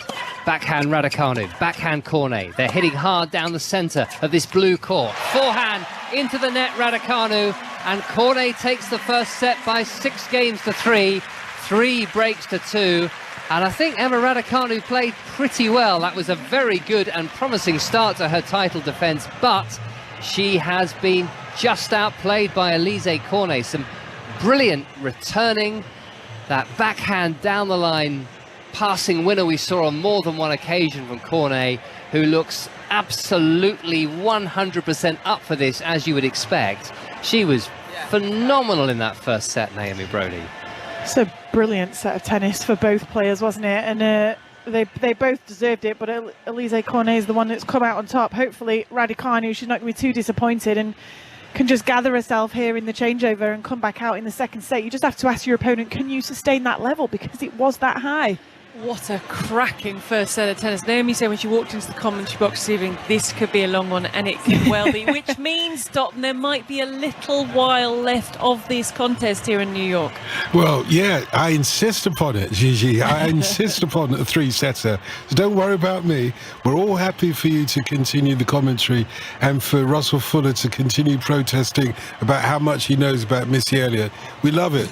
You carry on. Ladies and gentlemen, What have you got coming up, Dotton? We've got the physio coming on now. So once this match comes to an end, we get the conclusion. What do we have from you this evening? Well, lots to talk about. Mikhail Gorbachev has passed away. Obviously, want people's response to that. It's the 25th anniversary of Princess Diana's death. We always ask, where were you at the time? What do you remember about it?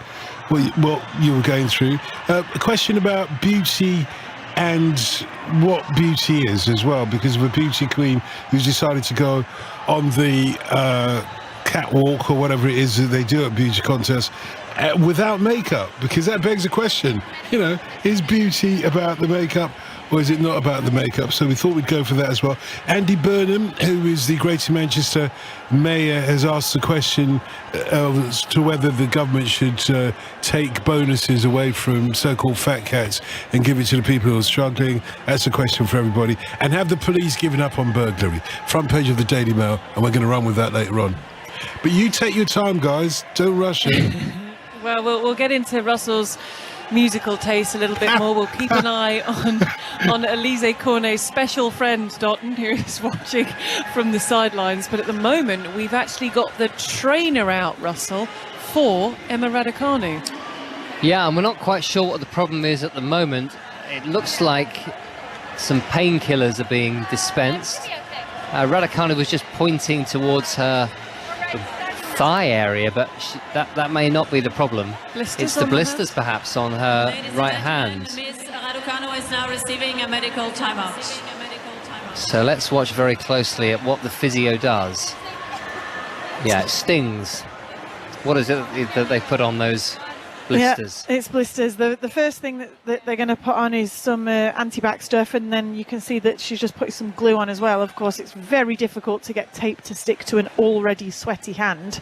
You really want to tape it onto dry skin, but it's obviously too late for that now. So they put a bit of anti-back stuff over the blister, especially if it's raw. Then a drying solution, a bit of glue, and then they'll try and put the tape on. But she's already got a lot of taped fingers. As we've seen with Rafa Nadal, it's not only Raducanu that struggles with these sorts of injuries, but prevention is key really for them if you are a player that suffers with them. As we say, Nadal's almost every single finger he walks onto every single practice and match with them completely taped up now because he just couldn't stop getting them no matter how much he practiced. And Diego Schwartzman's another one that has tape on the end of the fingers. He'll actually be following this match, taking on Jack Sock.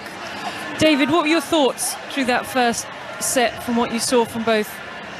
Well, I thought Raducanu played pretty good tennis in patches, and actually generally I thought her sort of baseline level was decent, but Alizé Cornet turned that into an Alizé Cornet type of match, and she loved every minute of it. She loved being stressed and tense and soaking it up and then coming out with the passing shot right at the end, which turned the match around. But I mean, the thing that I can't get over is looking at the record of Raducanu a year ago here. She did not lose a single set on her way to the title, and all 7 matches she played, all 2 sets in each one, so 14 sets. None of them were closer than 6-4. She's just lost her first ever set at the US Open, which, you know, of course she's going to lose sets at the US Open. She's probably going to lose this match from here in terms of the way it's going. She may still turn it around, but it shows just how extraordinary last year was and just how hard it is to do it again or to keep winning these sort of matches. And this is a hardened veteran of the tour who just is desperate to beat her. And she's taken it into the trenches. This is classic Alizé Cornet. It's kind of what we expected. And once again, Raducanu will find out a little bit more about herself over the next hour or two, and so will we.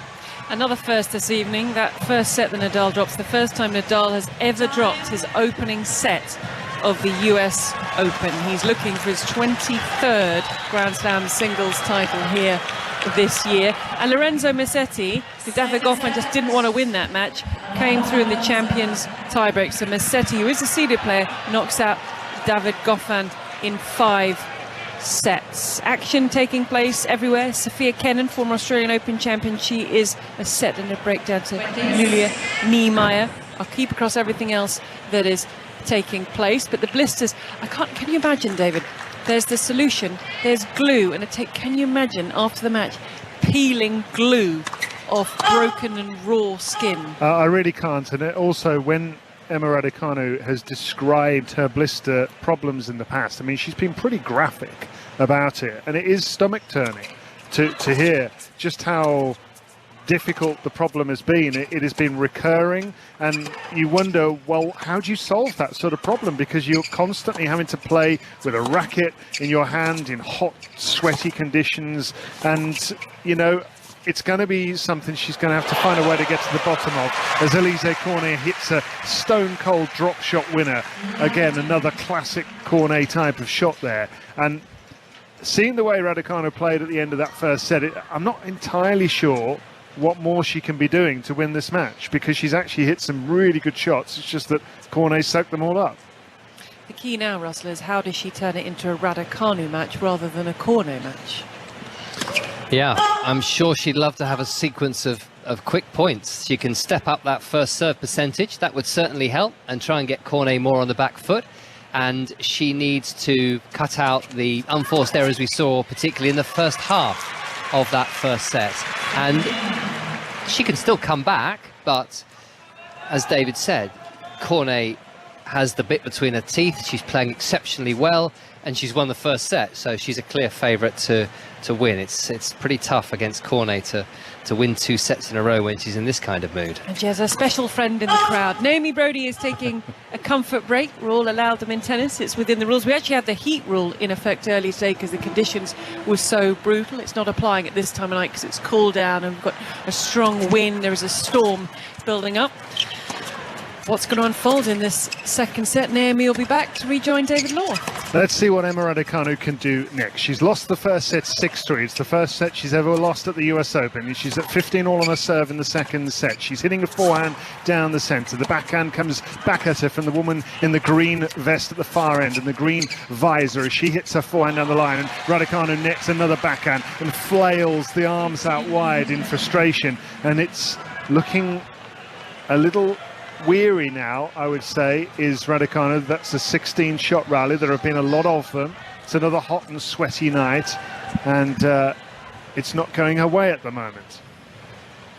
This is just not something that she's used to at the US Open, because everything she hit seemed to go away for winners a year ago. She didn't really play an opponent like Cornet last year. She played on the way to the title Stephanie Vogler, as Russell was mentioning, Zheng Shui, Sara Sorribes Tormo, who's maybe a little more like Cornet, and she absolutely thrashed her for the loss of a single game. That was the moment I think most of us thought, blimey, actually, I don't know who's going to stop Raducanu here. And she went and beat Shelby Rogers, Belinda Bencic, Maria Sakkari and Leyla Fernandez. She hits her back on the line, and that's the sort of shot that Raducanu hit time after time a year ago, and she nods her head with satisfaction as she levels this game at 30 all. Needs a few more of those, Naomi, if she's going to get back into this match. She's going to have to impose herself. She does, and she has to find a way to do that, because in the first set, although she was hitting the ball seemingly aggressively, and you wondered if she could even hit it much harder, it wasn't affecting Cornet, and that's why I wonder if she could just mix up the rhythm a little bit more, maybe put in some higher balls or slices, so the harder shots then have a bigger impact because they're a bit more of a surprise. Cornet not just standing back there absorbing, knowing exactly what's coming at her all the time. But yeah, she has to find a way to find those damaging shots. But she's hit a shot that has damaged her own chances here, has Raducanu, and that's a serve halfway up the net. A double fault. And this is break point for Alizé Cornet of France. Raducanu, the 11th seed, but if she loses this match, she will plummet in the rankings into the 70s as she hits the serve out one onto the backhand. She now has a mid-court forehand as she puts away Raducanu, and you can hear there's a healthy crowd inside this Louis Armstrong Arena that is right behind her.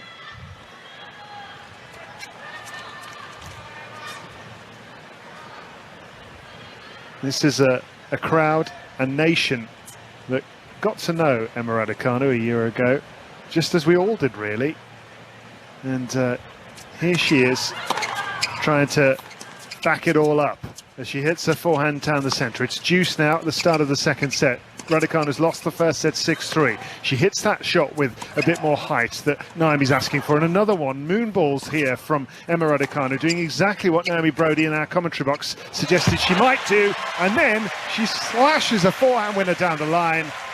And Naomi went out, we thought, for a little bit of a break in between the sets, but I think maybe she's handed Emma Raducanu a little earpiece and is I just ran down and screaming through the side of the stadium to give her some tactics, because by hitting those higher balls as well, she's pushed Cornet further back behind the baseline. It opens those angles up a little bit more as well. That's clever tactics that we've just saw from Raducanu. Suddenly there's a real authority and confidence to the way she's striking the ball. She's pushing Cornet around here is Raducanu. Backhand cross court from her now. That's going to get the job done, is it? Backhand scoop back into the air by Cornet, and Raducanu just can't put it away. Then she volleys into the net, and I don't think she can believe that Cornet got all of those balls back. What an impressive feat that was from the French woman. It's exactly what she does so well. It's why we said this was going to be a tricky draw. She's one of the highest ranked players that isn't seeded, so not only on paper but just in terms of the sort of player that you're going to be up against, making you hit 2, 3, 4 extra balls each and every point. I think Raducanu just pointing up to the lights there as if it was maybe she lost the ball in the light before she hit the volley. Yeah, there's a lot to consider here at the US Open, isn't there? This isn't Wimbledon with its lush grass and quiet surrounds and daylight matches most of the time. This is the US Open, New York, Flushing Meadows. It's loud, it's bright, you never know what's going to happen next. Here's a backhand hit into the net by Emma Raducanu, and this is break point for Alizé Cornet at the start of the second set. You can just see Raducanu starting to get frustrated with herself that she's not landing all these first serves as well. We saw the stat just a few points ago. She's only hitting 48% first serves in. You really want it up in the 60s at least, if not higher. You can actually hear sometimes when she misses the first serve, her racket's hitting the floor. That's how much she's collapsing down on the ball. Serves at the body, does Raducanu. She's break point down here, needs to find something. Forehand on the line from Cornet. Backhand again lofted by Raducanu. Into the net comes Cornet. She's taking advantage, punching a backhand volley away. Such clever match play from her. And she wasn't allowing herself to get into a moonball rally, Cornet. She pounced and leads by a set and a break. 1-love. She's not a fun player to come up against this year. Again, you can just see she's oozing with experience, Cornet, and that's the only reason that she's ahead in this match because, I mean, in terms of game style, in terms of level, they're completely neck and neck. They're even. There's nothing in it. We're constantly seeing rallies of 20 shots. But again, it's just that extra experience, that bit more point construction at times, knowing how to deal on those bigger points. Just takes her a point or two of Raducanu's mix-up of the tactic there, going for the higher balls, and suddenly she's already found the solution. She knows what to do. She's played against that sort of tactic a million times.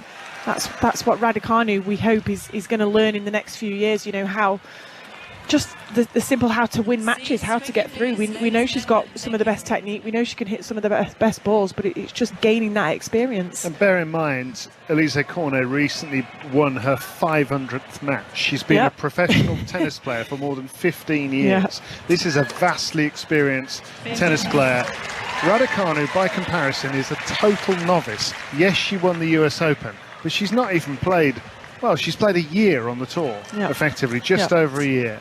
And I realise some may say, well, you're making excuses for her. Maybe I am, but they're also legitimate differences between the two players in terms of experience. I don't think it is excuses. I think people that aren't really involved in tennis view them as excuses because I think they just assume she's supposed to be doing brilliantly because she had that great result here. I just think they're reasons, as you know, that it's just an explanation as to why she isn't winning everything. Forehand crashing winner from Raducanu. She really took out some anger and some frustration with that shoulder high forehand that did give us memories of a year ago.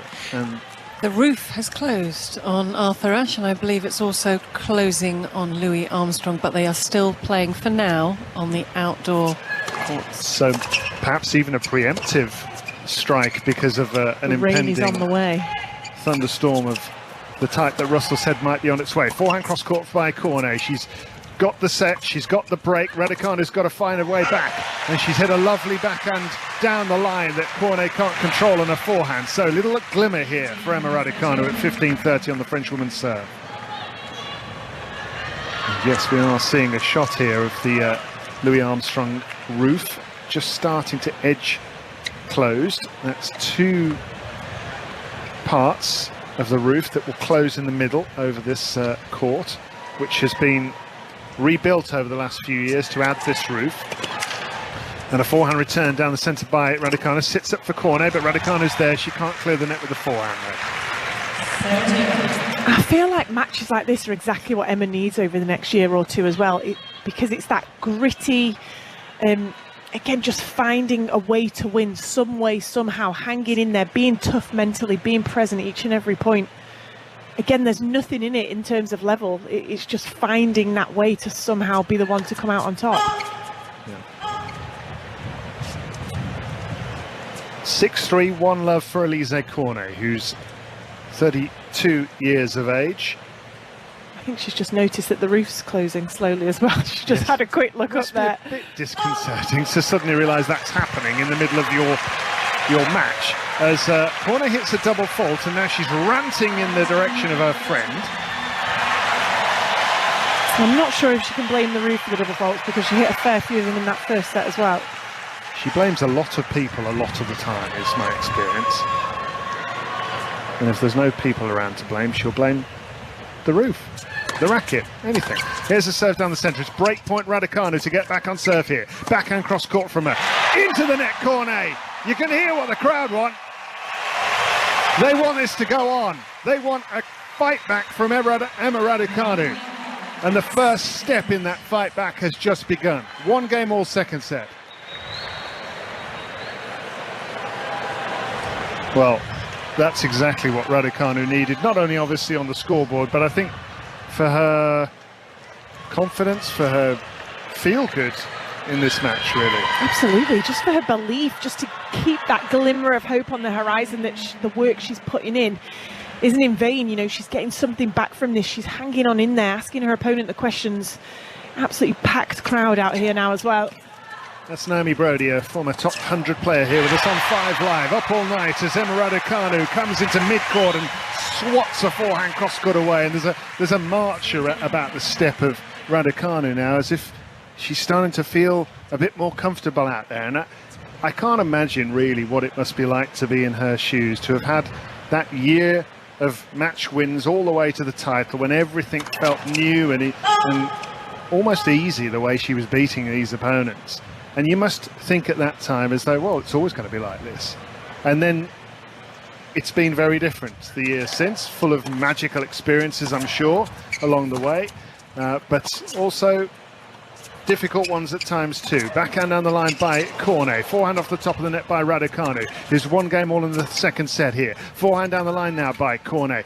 Hit on the retreat by Raducanu with loft and topspin. Now she'll hit another forehand, and Cornet will try and take it out of the air with a drive forehand volley. Raducanu reaches it with a lob. Smashed by Cornet into the court, and very handily dealt with by the French woman. She just does not let go, Cornet, does she? Even when she gets frustrated, even when you feel like the emotions are starting to bubble over, she's back, she's ready, she's present each and every point, making you work for it. Yeah, she sure is. Relentless. I mean, I think when the draw came out and we saw it was Alizé Cornet, there were a few groans on Emma Raducanu's behalf, just because she's such a competitor and a difficult opponent. And it's more than a tennis match when you face her, but it's Raducanu who's stood up to it with a lovely serve out wide that has hit the line and won game all in 30-15 as the forehand went down the line and wide from Cornet. If my lip reading's good enough, I think Cornet's saying up to her box, support me. I think she wants more from them. He can't give much more. The fella's out of his seat every point. Maybe she feels like the crowd are, you know, all with her opponent. She wants more from her team. Plus his pre-match support. Here's a forehand cross-court from Raducanu. Backhand down the line. This is some good hitting from Raducanu. She thinks about coming to the net, decides against it, trying to get to 40-15 on her serve now. She's really hitting the ball with some confidence and authority now as Raducanu, but Cornet tries to go for a bullet with a forehand, but lifts it too long. And again, Cornet screaming in frustration in the direction of her support team. Definitely their fault.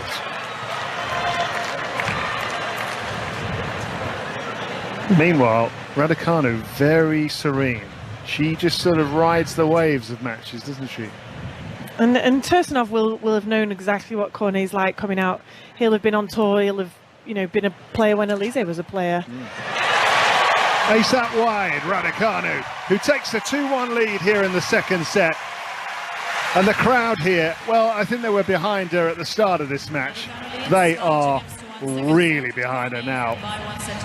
So the roof is closed on both Louis Armstrong and Arthur Ashe. They are still playing on the outside courts. I just read a tweet that said the planets have realigned, and I looked further. It's because Rafa Nadal has taken the second set against the wildcard, the world number 198, Rinky Hijikata. Nadal took it by 6-2. It's very early stages of the third set. Nadal has held serve, and Hijikata, the Australian, has gained points 4-1 all. Sophia Kenin, Julia Niemeyer is getting deep into the second set. The German took the first set, we're on serve in the second. Denis Shapovalov is in an absolute battle out on court against Marc-Andrea Hüsler of Switzerland. The Swiss gentleman took the first set 6-2. Shapovalov the next two, and then on serve, Shapovalov serving 30-15 at 3-4.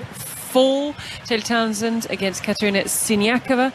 Siniakova took the first set 6-4. It's 5-4 on serve in favour of Townsend in that second set. And Fabio Fognini against Aslan Karatsev is into a fifth and a deciding set where it is on serve 3-2 in favour of Fognini. Just to mark your card that tomorrow we will have Andy Murray. He's the first match on Arthur Ashe. And that match is a 12 o'clock local start, so 5 p.m.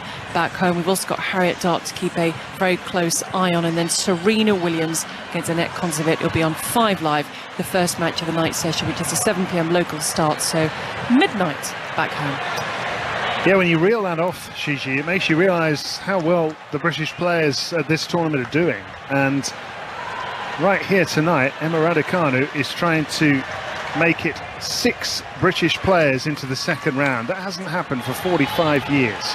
It's quite something if she could do it. Some way off at the moment because Alizé Cornet leads by a set to love. 2 games to 1 though for Raducanu now. And earlier today we had victories for Cam Norrie and Dan Evans, both very straightforward. Much more straightforward opponents than the one that Raducanu's up against today, although Cornet's just helping her out here a little bit with that double fault. Ever since the roof has closed, Cornet's mood has darkened. And she's just giving Raducanu a little bit of help here.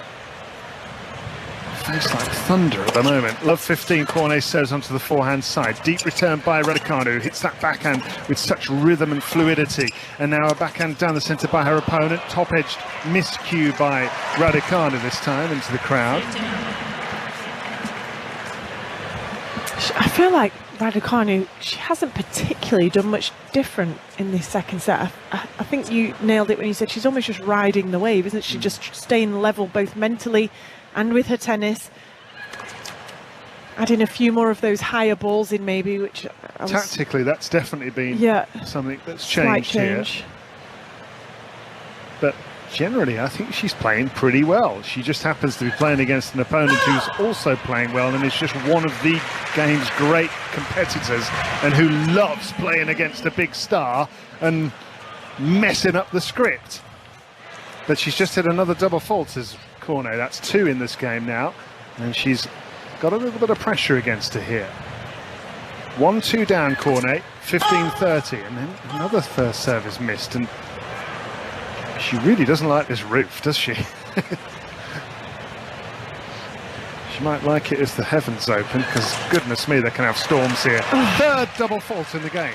Into the net has gone the serve. 2 break points, Raducanu. I think that's her 9th of the match.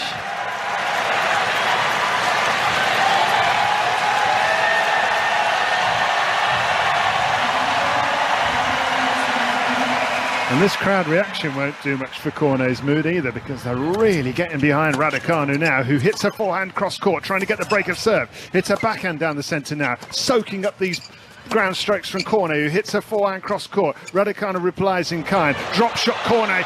Here comes Raducanu. She won't reach it. That is a touch of genius from Alizé Cornet. Absolutely brilliant shot under pressure as well. Double break point down. Tough rally from the back of the baseline. You decide to mix in the drop shot. Nerves of steel. Executed to perfection. She's ready to go again, Cornet. No hanging around. Still break point for Emma Raducanu of Great Britain. She'll hit a backhand return down the centre. Forehand down the middle by Cornet. Smacked cross court by Raducanu. Then cross court again. That backhand is so secure. Then another one of those shots. She'll have a 4th one in a row to hit, but Cornet will hit that one cross court herself. Down the line, missile by Raducanu, who has break point here. Forehand cross court from her now. She steps in to try to finish this rally. Still it comes back, but this time it breaks the defences. And Raducanu breaks for 3-1 in the second set. She's just upped that level of tennis right now, Raducanu. She's got more patience. She's happy to hang on in the rallies, wait for her moment to change direction down the line. Keeping her opponent on the back foot, dictating these rallies. Tell you, that took some real composure in that rally, not to panic. Yeah, because she's hitting lots of good shots there, Raducanu. They're just still keep coming back. And she just narrows the eyes and looks down the other end and sort of says, okay, well, I'm just going to keep on hitting better and better and better until they don't come back. And that's what she did. Stomaching the disappointment, weathering the storm of that first set, Raducanu, showing the temperament that took her to the title a year ago. And maybe the memories of that will help her here in New York. Set down, but 3-1 ahead. Forehand cross-court is well struck by Cornet. Comes in, plays a forehand volley. Very nicely constructed point from her. And Raducanu has no answer there. Love 15. I'm interested as the match and maybe as the tournament goes on, if Raducanu does survive this match. For me, she fed off and enjoyed the crowd so much last year at US Open, and I don't know if it's nerves or if she just doesn't want to be seen to be doing it, but you know, she was pumping them up. There was never a negative reaction, similar as we've seen throughout the rest of the year since that moment, but she's just not quite being as animated with them as she was last year. But you can hear that, you know, they're urging her on. She's feeding off the energy. You can see it's inspiring her, but she's just not joining in with them as much. It was also free and straightforward a year ago, wasn't it? Joyous. Everything seemed joyous. She was loving every minute of it as the backhand goes long from Cornet. I'll never forget seeing her win matches and just hang around for the next 30 minutes taking selfies with crowd members and thinking it was the best thing in the world because she'd never done any of that before. Loving every minute of it. And I think probably she has become a little bit more introspective. I don't know her personally, but I could imagine her sheer fame and how much people recognise her becomes a different feeling to what she had a year ago. She hits her backhand down the centre. 15 all now. 3-1 Raducanu second set. She lost the first set 6-3. She'll hit this two-handed backhand cross court. Lovely piercing stroke, and now forehand off the back foot as Cornet swipes at a forehand and miscues it wide, and suddenly the wheels have fallen off her game at this point. This is where Raducanu needs to keep her foot on the gas. A bit of a smile there from Tursunov to physio Will Herbert next to him in the box. Maybe, as you say, just starting to feel that it's not quite going to plan for Cornet right now. Well, she can lose her way, Cornet. She can be irresistible with her tennis, but she's right on the edge in every match, isn't she? The edge of competitiveness and sort of combusting really out there and just losing her grip on her game because she's so frustrated. Backhand goes long from Raducanu, who really must hold serve, you suspect here. 30 all, 3-1 she leads. And for me, part of Cornet's, you know, one of the most impressive parts of her career for me is that she's had the mental energy to play for this long, because it must take so much out of her emotionally each and every match. You say you can at times want to win too much, and for me that's Cornet. You know, it's desperation. It's just that need to win each and every point, and so much emotion when she doesn't. Yeah, it's tiring. It's tiring to watch, let alone play. What a lovely shot from her down the line with the backhand, though. She almost ran into that, did Cornet, and now she has a break back point. And that was a little tentative from Raducanu, a little bit conservative. Really could do with a first serve, the sort of first serve that brought her an ace last year on championship point, but it's not one of those. It's a body serve, it's in the court, but it's Cornet taking over here. Forehand cross court from Raducanu, drop shot Cornet. Oh, what a shot from her. Raducanu screeches on the surface here, but she can't get to the ball, and it is a break of serve. It is back on serve, and suddenly Cornet's back playing the tennis of the first set as she narrows the gap to 3-2 for Raducanu in the second set. Some excellent tennis that we're seeing. It's an absolute barnstormer of a match that we thought it would be. Meanwhile, the Arthur Ashe crowd, they're enjoying Rafa Nadal against Rinky Hijikata, and I can tell you that Nadal has triple break point to go 3-1 up, and he has done. So there we go. So it's split the first two sets. He's gone 3-1 up.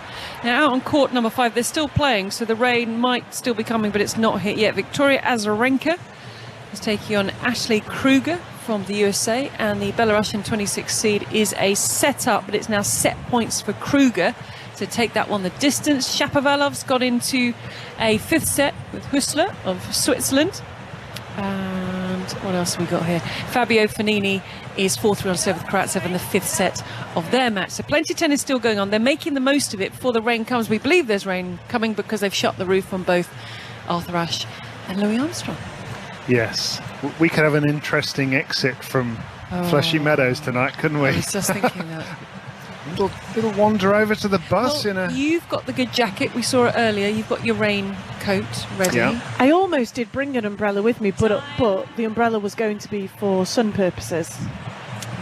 Yes, I didn't bring one. I brought the jacket because of the air conditioning. I wasn't expecting to have Tropical Storm Hannah, which we had about 15 years ago when I walked out of this place in knee-high water. Oh, no. There was a few, how many years ago? It wouldn't have been 15 years ago, but there was a few years ago that we had to play our second and final round of qualifying on the same day because a big storm was coming in, and they battened down the hatches in Manhattan. There were sandbags everywhere. We were told to not leave, so they finished qualifying early. So I remember that well. yeah, I'm not looking forward to our journey home. I have an umbrella, but it's in the hotel. I feel like the traffic's going to be awful if the rain's really heavy getting back into the city as well. Oh, great. Fun times. Let's just enjoy the match while we've got the chance to enjoy something. Forehand punched volley away from Cornet, who leads this match against Britain's Emma Raducanu by a set to love. 6-3 that first set, but it's Raducanu who has a 3-2 advantage in the second. She did have a break of serve, no longer, and Cornet has got a game face back on now and is looking dangerous out here. I feel like this could go the distance. It might outlast the storm and the rain anyway, so... Good thinking. Positive thinking. We like that. That's very nice. That's reassuring. Here's a backhand down the line from Cornet here on 5 Live, up all night at the US Open, following Emma Raducanu, who won this title a year ago, trying to get off the mark here against one of the toughest players on the circuit. But it's 30 love Cornet. We haven't had a lot of people getting in touch with animals named after tennis players. We haven't, only Ginny. We've just had one. You can find Russell, David, Naomi and myself on social media, just if you have a pet named after an athlete. Is that what we're going for? Yeah. We've only had one. We were going after tennis players, but I think that's niche. Yeah, niche is the exact word.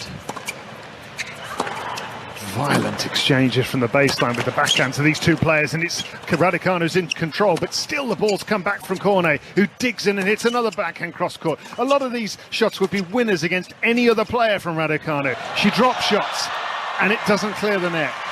And that was a moment of desperation, I think, because she hit her best stuff there, Naomi, did Emma Raducanu, and she just couldn't break down Cornet. Yeah, another 15-shot rally, and as you say, these are bludgeoning blows from the racket of Raducanu, but Cornet somehow just soaks them up over and over again from the back of the court. So Raducanu, whether she's running out of energy or she's just thinking, I need to do something different in this point, she's gone for the drop shot, hasn't made it. Cornet's just stretching her legs out after the point, but it looks like she's doing a little Irish jig. And Cornet's got very heavy strapping around both thighs, but whatever's wrong, I assume it's just preventative, because her movement has been absolutely fabulous, really, in this match. And she plays with it each and every match, so it must be preventative, whatever it is.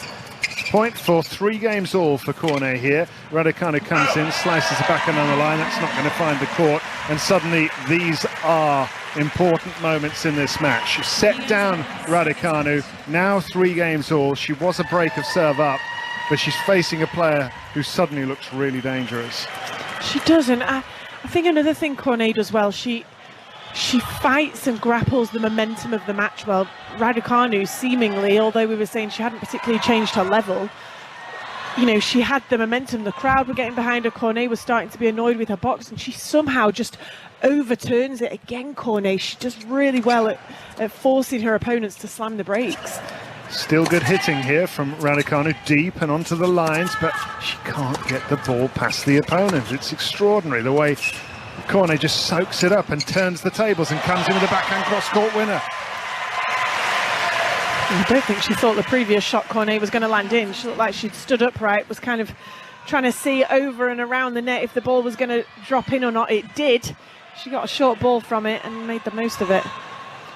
Been a lot of talk at this tournament about the tennis balls they use, because the women use different tennis balls to the men, and they're supposedly a lot lighter.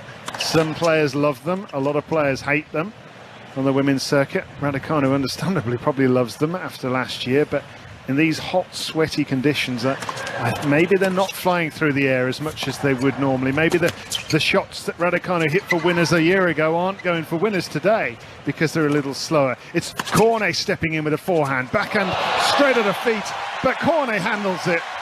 with aplomb, just does a little half volley dink winner, and then raises her hand as in a little wave to the crowd as if to say, come on, give me a bit of support for that. I need some praise. So casual. What finesse that shot had. She was stood completely upright. She actually hit the shot behind her. That was an amazing shot. She's just trying to conduct the audience who, frankly, ignored her.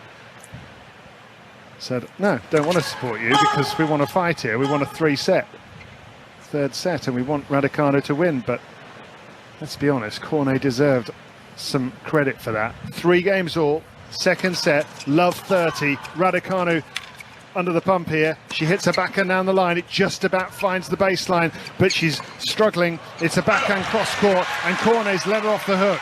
Backhand long. 15-30. Raducanu just using her towel here, taking a moment to get some information from her box.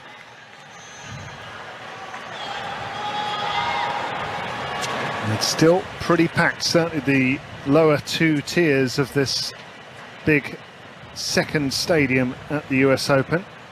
People packed in to get a glimpse of the US Open champion from last year, but a player who's struggling against Alizé Cornet and netting a forehand. This is 15-40, 2 break points for Cornet, who's won the last 2 games, trying to win a third in a row, and to go up a set and a break once again. She's increased her first serve percentage, Raducanu, but not points won behind it. She's still winning less than 50% of points behind her first serve. Doesn't appear to be that much on the serve, does there? Fewer behind her second as well. She's only won 8 out of 23 points in the match behind her second serve. Second serve, break point Cornet, hits the forehand return. Backhand on the line, struck powerfully by Raducanu, but she can't pierce the defences. Backhand lobbed into the air by Cornet, sort of trying to tease Raducanu here. Now she explodes into a forehand with venom. Backhand chipped down the centre by Cornet, who has break point to lead 4-3 and by a set to love. Backhand cross court by Raducanu. Now she hit one cross court again, but Cornet gets that back, because of course she does. And then there's a backhand into the net by Raducanu. She's broken again. It's a 3rd game in a row for Cornet. And it is a hot, sweaty, uncomfortable night in New York. And it is becoming increasingly uncomfortable on court for Emma Raducanu, who trails Alizé Cornet by a set and 4-3. Difficult moments and starting to be worrying times for Emma Raducanu fans right now, because Alizé Cornet seemingly has settled herself back down again. She's a break-up here. She's just got to keep doing what she's doing, and seemingly so far it's been too much for Raducanu, who, as we keep saying, she's been playing well. This has been a high quality, tough match, as we knew it would be going in. Is it harder to play against an opponent when they see you as this big name, this champion? You won it last year. Does that make it harder for you? Absolutely, and for me that's the biggest thing that has changed for Raducanu since she got the win. You could see last year as she was going through matches, I was looking back through some of my notes, the match against Bencic, the match, I'd have to get them back out, but so many matches, it was one after the other. She'd kind of get a foothold in the match, they'd all start out tight, and then she'd just run away with it. At times she was winning 6-7 games in a row, and players were just crumbling. They didn't know what to do. There was this young girl qualifier ranked so much lower than them. The pressure was on them to win, but since she's become a Grand Slam champion, the target's now on Emma's back, and it's that more so than anything that has changed now, because players are going out there with so much respect for her, saying, I've got nothing to lose, the pressure's on you, I'm going to play free, I'm going to go for all my shots. You know, you enjoy the pressure now. Yeah, I can only compare it last year to somebody just sort of freewheeling down a hill without a care in the world, and suddenly she's reached the bottom and she's having to go uphill all the way now. Yeah. And it's just pedal, and it's a struggle. And she's not getting any free points at all from this woman, who's the ultimate in making life difficult for tennis opponents. Drop shot Cornet. Here comes Raducanu, gets to the ball, but she's going to be passed here, is she? Yes, eventually. because the ball hits the net, and Cornet raises her hand in apology because the ball clipped the top of the net, went over the racket, outstretched to Raducanu, found the court, and it's Cornet leading 6-3, 4-3 and 15 love. I think that for Raducanu is just going to sum her evening up, isn't it? Because no matter what she does, how hard she fights and tries, luck seemingly is on the French woman's side tonight. I think she'd have got that volley had it not clipped the net. Back and return down the middle by Raducanu. It's not quite now or never, but it's not far away. She hits her backhand on the line and hits the line. Not much margin for her there, but maybe that's what it's all going to come down to now. Perhaps she's just going to have to take chances. Yeah, back's against the ropes. Maybe it's just going to give her that extra freedom to play with. As you say, it's starting to become now or never. Amy Brodie here with us on 5 Live, up all night at the US Open. It's day 2. It's been a great tournament for the Brits so far. Wins yesterday for Andy Murray and Jack Draper and Harriet Dart, beating the 10th seed Daria Kasatkina, and then 2 more wins today with Cameron Norrie and Dan Evans. Emma Raducanu trying to join them, but goodness me, it's tough tonight. She's a set down, she's 4-3 down, she's a break down, and now 30-15 behind as she nets the forehand return. Little nod of the head from Cornet, as if to say, yeah, I know what I'm doing. This is what I do in this sport. Keep chugging away. And she'll hit the backhand chip down the centre, inviting Raducanu to put some pace on the ball, and she does. And the forehand response is long from Cornet. And this is a little bit of retaliation now from Raducanu, and a glimmer perhaps at 30-all. And again, it's just head down, business as usual for Raducanu. She's constantly working, trying to chip away at her opponent out there. She's not going to roll over. 30-all. Can Raducanu turn it around? She'll hit a forehand return down the middle. It's a deep penetrating shot. Now a backhand cross court from Raducanu. She's fighting hard here. Steps into another one, lofts it, but pulls it cross court and wide. That was a big point to lose. A big point for Cornet to win. 40-30. Point for 5-3, and it would leave her a game away from knocking out the champion.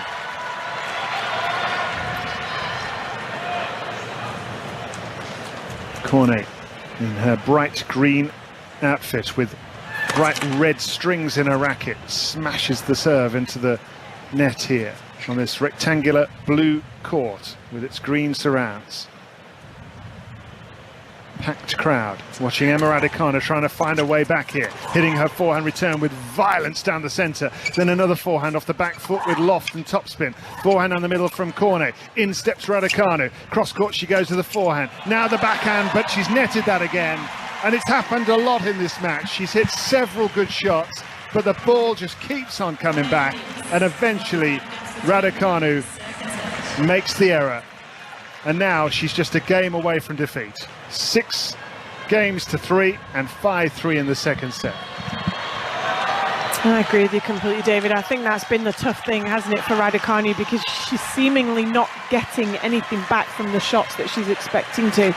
If she's playing the right way, she's playing good tennis, and it's almost like, why am I not getting the reward out here? Yeah, because last year those shots were all going whistling past the opponents, and it was all so straightforward. Here's the backhand cross court from Raducanu, who's fighting for her US Open life in 2022. She wins the first point of this 9th game to move to 15 love. At least make her opponent serve for it, I'm sure, is what she and her coaching team are thinking. And just ask the question. Hang out there, just give yourself the chance.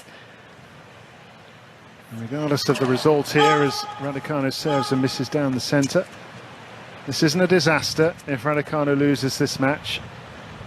She'll have many, many more US Opens and Australian Opens in January and Wimbledon's to come. Still only a teenager. She hits her forehand inside out into the tram lines. That one's missed.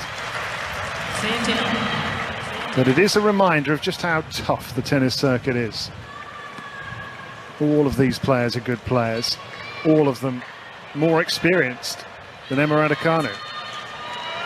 It was her 30th unforced error for Raducanu. Cornet having hit 22, but a lot of those 22 from Cornet have been double faults. Yep. probably almost half of them, actually. I think she's hit 9 or 10. 6-3, 5-3 Cornet. 15 all on the Raducanu serve here.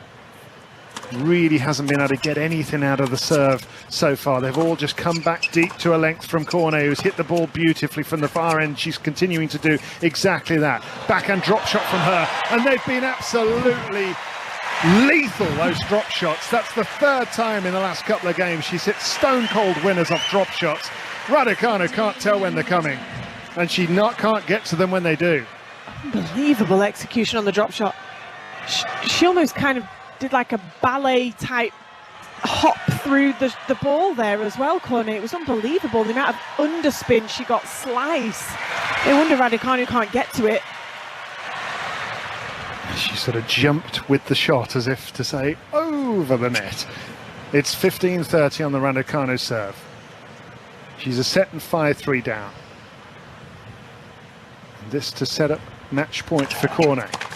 Serve out wide from Raducanu, hits the forehand cross court. They still come back, these shots, these great shots that Raducanu's hitting. They just don't go past the opponent. Forehand chip down the line by Cornet. Backhand cross court is a lovely angle from Raducanu. She's underneath the lock, and she swats it away for a winner to stay alive in the game at 30 all.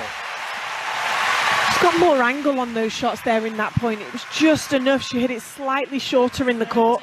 Again, Cornet happy to stand back deep behind that baseline, absorb the pace coming at her. Slightly shorter up in the court, as we say, just exposing that angle a little bit more. That getting herself a short ball. A little bit of the semi-final match point a year ago when she hit a 3-shot salvo and underneath a lob she smashed away to win and reach the final. Well, it's a very different situation here. First round, she's a set and 5-3 down at 30 all, but suddenly hitting some fabulous shots. Now a backhand cross-court drive from Raducanu, but how are these balls coming back? And eventually Raducanu misses, and Cornet raises her fist to the crowd here. And she really deserves the applause she's getting, because I do not know how she got those shots back. This is match point for Alizé Cornet of France to knock out Britain's Emma Raducanu in the first match of her US Open in 2022. Cornet pumping herself up now, clenching her fist, encouraging herself even before the point here. And Raducanu, champion a year ago, could be about to go out at the first round stage of the US Open in 2022. She serves down the centre and miles wide. It's a very, very different situation for Raducanu this year. She hit an ace to win it a year ago. She's match point down in the first round here. Serves onto the backhand, hits a backhand on the centre. Cornet, who's so experienced and has soaked it all up and turned it around on her opponent, hits a backhand cross-court. Backhand cross-court from Raducanu. Now a forehand cross-court. She's trying to find a way through to keep this match alive, to keep her US Open alive. Forehand cross-court from Raducanu. Still these balls come back. Forehand drive, and in comes Raducanu to the net. Hits a backhand wide. And Raducanu's out. Alizé Cornet, who's been around for 15 years and has played more Grand Slam tournaments in a row than any woman ever. And she shows all of that experience to knock out Emma Raducanu at the first round stage in her title defence. A year ago, Raducanu couldn't miss, couldn't be beaten. Nobody came close to beating her. But today, she's met her match and more. Alizé Cornet has won 6-3, 6-3.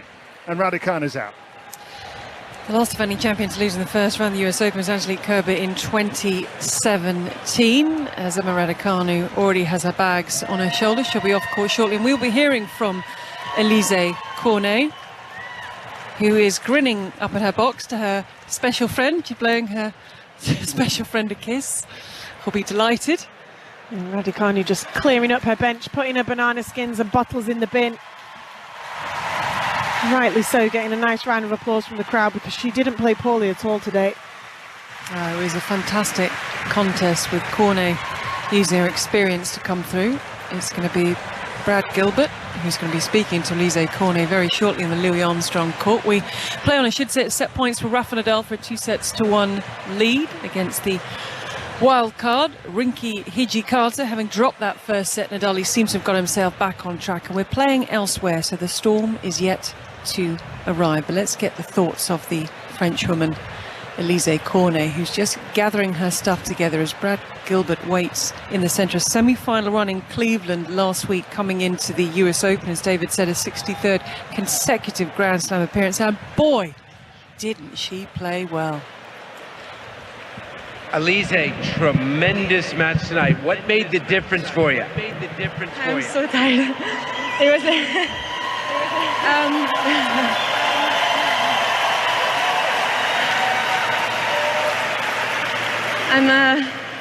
I'm sorry guys, I know you really like Emma. She's a great player and a great person, so I'm sorry I beat her tonight, but I'm really happy about my performance. You know, I think I played a very solid match overall, and I was getting tired from the middle of the second set because it was very long rallies all the time, but I just hang in there and I was fighting my heart out, so just super happy, and the atmosphere was great. I gotta ask you about the drop shots. You were so effective with the drop shots. Was that a plan coming in? You know, I like the drop shot. It's my one of my favorite shots. I don't do it as well as Ons Jabeur, but I'm trying, you know, to be the same. And I think my game at the net was pretty good too. I saw the stats and I was like, hey, 14 points out of 16-1 at the net. It's pretty good. So I think it was a bit of everything. I did a lot of variation, and I think that's what worked tonight. But I should definitely keep the drop shot in my game. You should definitely keep the drop shot in your game. I got to ask you, what is the difference in you the last couple of years, your success against top 20 players in majors?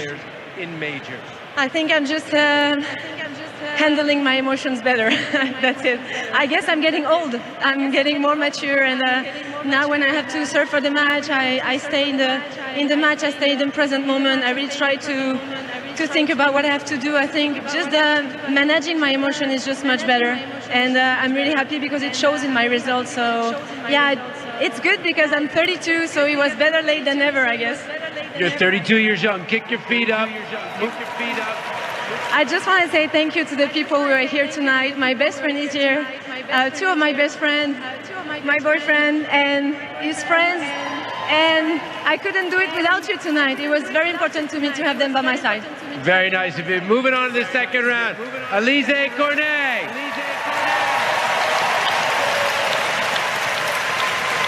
I think it was the pre-match. What are we calling it, David? What? Pep talk? Yeah, but it wasn't. There was a lot of talking going on. Is why I was trying to find another word for it. There was general encouragement. That was a polite way of putting it, but I think it was the general encouragement. Should say that is a 6th top 20 win of the season for Alizé Cornet. It's interesting, she talked about age, and maybe we can relate this to all walks of life. You learn things as you get older, you change things. Maybe you settle down, you realise there's other things more important than life, and it's not the be-all and end-all, so it does make you a little bit calmer, and maybe that's what's happening to Alizé Cornet. Yeah, I think it is. I mean, some people just get it from such a young age, don't they? And others, it takes them years. For some, it never comes. And for Alizé Cornet, she's always going to have those extreme emotions out there on the court. But I agree with her. As we said, she's present each and every point. Even when she does get annoyed now, she's back ready the next point. It doesn't kind of carry on for games, points at a time. And I mean, she's the deserving winner tonight because, as we say, Raducanu didn't play poorly. They had an incredible amount of very long rallies, and she fought hard and she deserved the win. So, Russell, Emma Raducanu, she dropped her around 70 or so in the rankings. What is she? There'll be some that say, well, this is terrible and she won it and it's not going to happen again and this is... What does she take from being here? What does she take from this evening moving forward? Well, she's banked the experience of beginning the defence of a title. It didn't go very far, but she's gone through the week or two preparing for it. She's done a round of media interviews. She knows how she feels. And I think we all agreed she had a stinker of a draw. She played a pretty decent match. She's definitely on an upward trajectory at the moment. And I think she banks the experience and she moves on. Life is going to change now because she's projected to be 79 in the world in the live rankings at the moment. That may change a little bit after the US Open, but that gives you a rough idea of where she is. If you look at this year's rankings alone, the annual race, she was 62 before today. So there's every chance that she's going to finish around about 60 odd in the world. She might even be able to go a bit higher if she has a couple of successful tournaments. So it's not a bad position to be in. But where life will change is, I think she's still going to be very much in demand. I think she's still going to find herself on many of the show courts because she's Emma Raducanu. But up until now, she's been seeded at every tournament she's played. She's been a top 10 player or thereabouts. So suddenly, no seeding. No protection from playing the top seeds in the first round of tournaments. No buys. That might suit her. Just takes the pressure off a little bit. But it's going to be harder because she could be facing Iga Swiatek in the first round of the next tournament she plays. It's strange, isn't it, David? Her first full season on tour, she was a Grand Slam champion and she had a target on her back. And this now, as Russell highlighted, is a whole different pressure that she'll now face. It is, but I don't think the target will change. She is such a famous tennis player now. She's getting so much attention. You know, she's going to have a lot of envy to deal with from other players who see that the attention she's got and the deals she's got, which means she's going to be a very wealthy woman. These are things that I think won't make any match easy for her in the future in terms of players wanting to beat her. But at the same time, I think maybe she might be able to enter some smaller events at lower levels and build up some confidence, build up some reps really as a tennis player. She needs to, I mean, look, a year ago she came into this tournament playing lots of events at a lower level and playing the qualifying. She got some wins under her belt. She got some momentum. You don't get that when you're a top player getting buys through the first round. You suddenly arrive in the second round. You might play a qualifier who's had loads and loads of matches. They're match tough. You're not. It's a totally different situation. She's on the posters at tournaments. Everybody's expecting her to be the famous Raducanu who won the tournament a year ago. Well, it's all brand new to her still. So, I mean, people just don't have this when they come on the scene. It's never happened before that a qualifier and a novice like her has won a title like the US Open. The closest is probably Boris Becker winning Wimbledon at 17. And look, it was hard for him to deal with too. You know, it's not easy. It's wonderful in so many ways, but it's a challenge to then adapt and learn how to deal with it. And if you look at other great champions of the past, Pete Sampras won the US Open aged 19 and he lost the title a year ago in the quarterfinal stages, and he described it as like having a sack of bricks lifted from his shoulders, that he didn't have that title to his name anymore, the live title of defending champion. And it took him 3 years before he won another Grand Slam tournament. That was the Wimbledon in 1993. And there's a lot of examples like that where a player has a huge result as a teenager. And they're not all Rafael Nadal. They don't all just go and do it as if it's nothing in the future. And Raducanu, I believe, is good enough to win Grand Slam tournaments in the future and to be a top player. She's good enough. And she just needs to be given time to develop. And a lot of people, Naomi Brody said ahead of this tournament, that the time to really start looking at Emma Raducanu and her career will be after the US Open. It's almost a reset for her. It is, and hopefully she'll feel, as David just said, that weight lifted off her shoulders now. It's done and dusted. You're defending the points, you're not defending the title. The title will never be taken away from her. She's got her name up on the board. She'll be the US Open 2021 champion forever. So the points have dropped off, but the title will always remain. And I mean, just to put it in perspective, I had so many people within the world of tennis say to me, would you rather... If you were in her shoes, would you rather have lost that final? That's how much pressure it came with winning. And I was like, absolutely not. I'd rather have a terrible year afterwards, but be a Grand Slam champion. Why on earth would you not take the opportunity? Because who knows if it's ever going to come again? So, I mean, that was sort of the enormity, and everybody knew it wasn't going to be the easiest of years, and it hasn't been for her. But again, her ranking's gone up since she entered this tournament from what it was when she entered the US Open last year. It's headed in the right direction. I think she's improved as a player, funnily enough, even though people still aren't happy with her results. But they'll come. She's so good at tennis. She's extremely intelligent, and she works really, really hard. I almost swore then. She works really hard. And so I just think it will come in time. So we had you nearly crying last night. You're nearly swearing this evening. Just such a passionate this person. This is only day 2, Naomi. I know it's after midnight. It's well into the early morning. So I think it's a good time to wrap this up. But Russell, finally, what do we have for everyone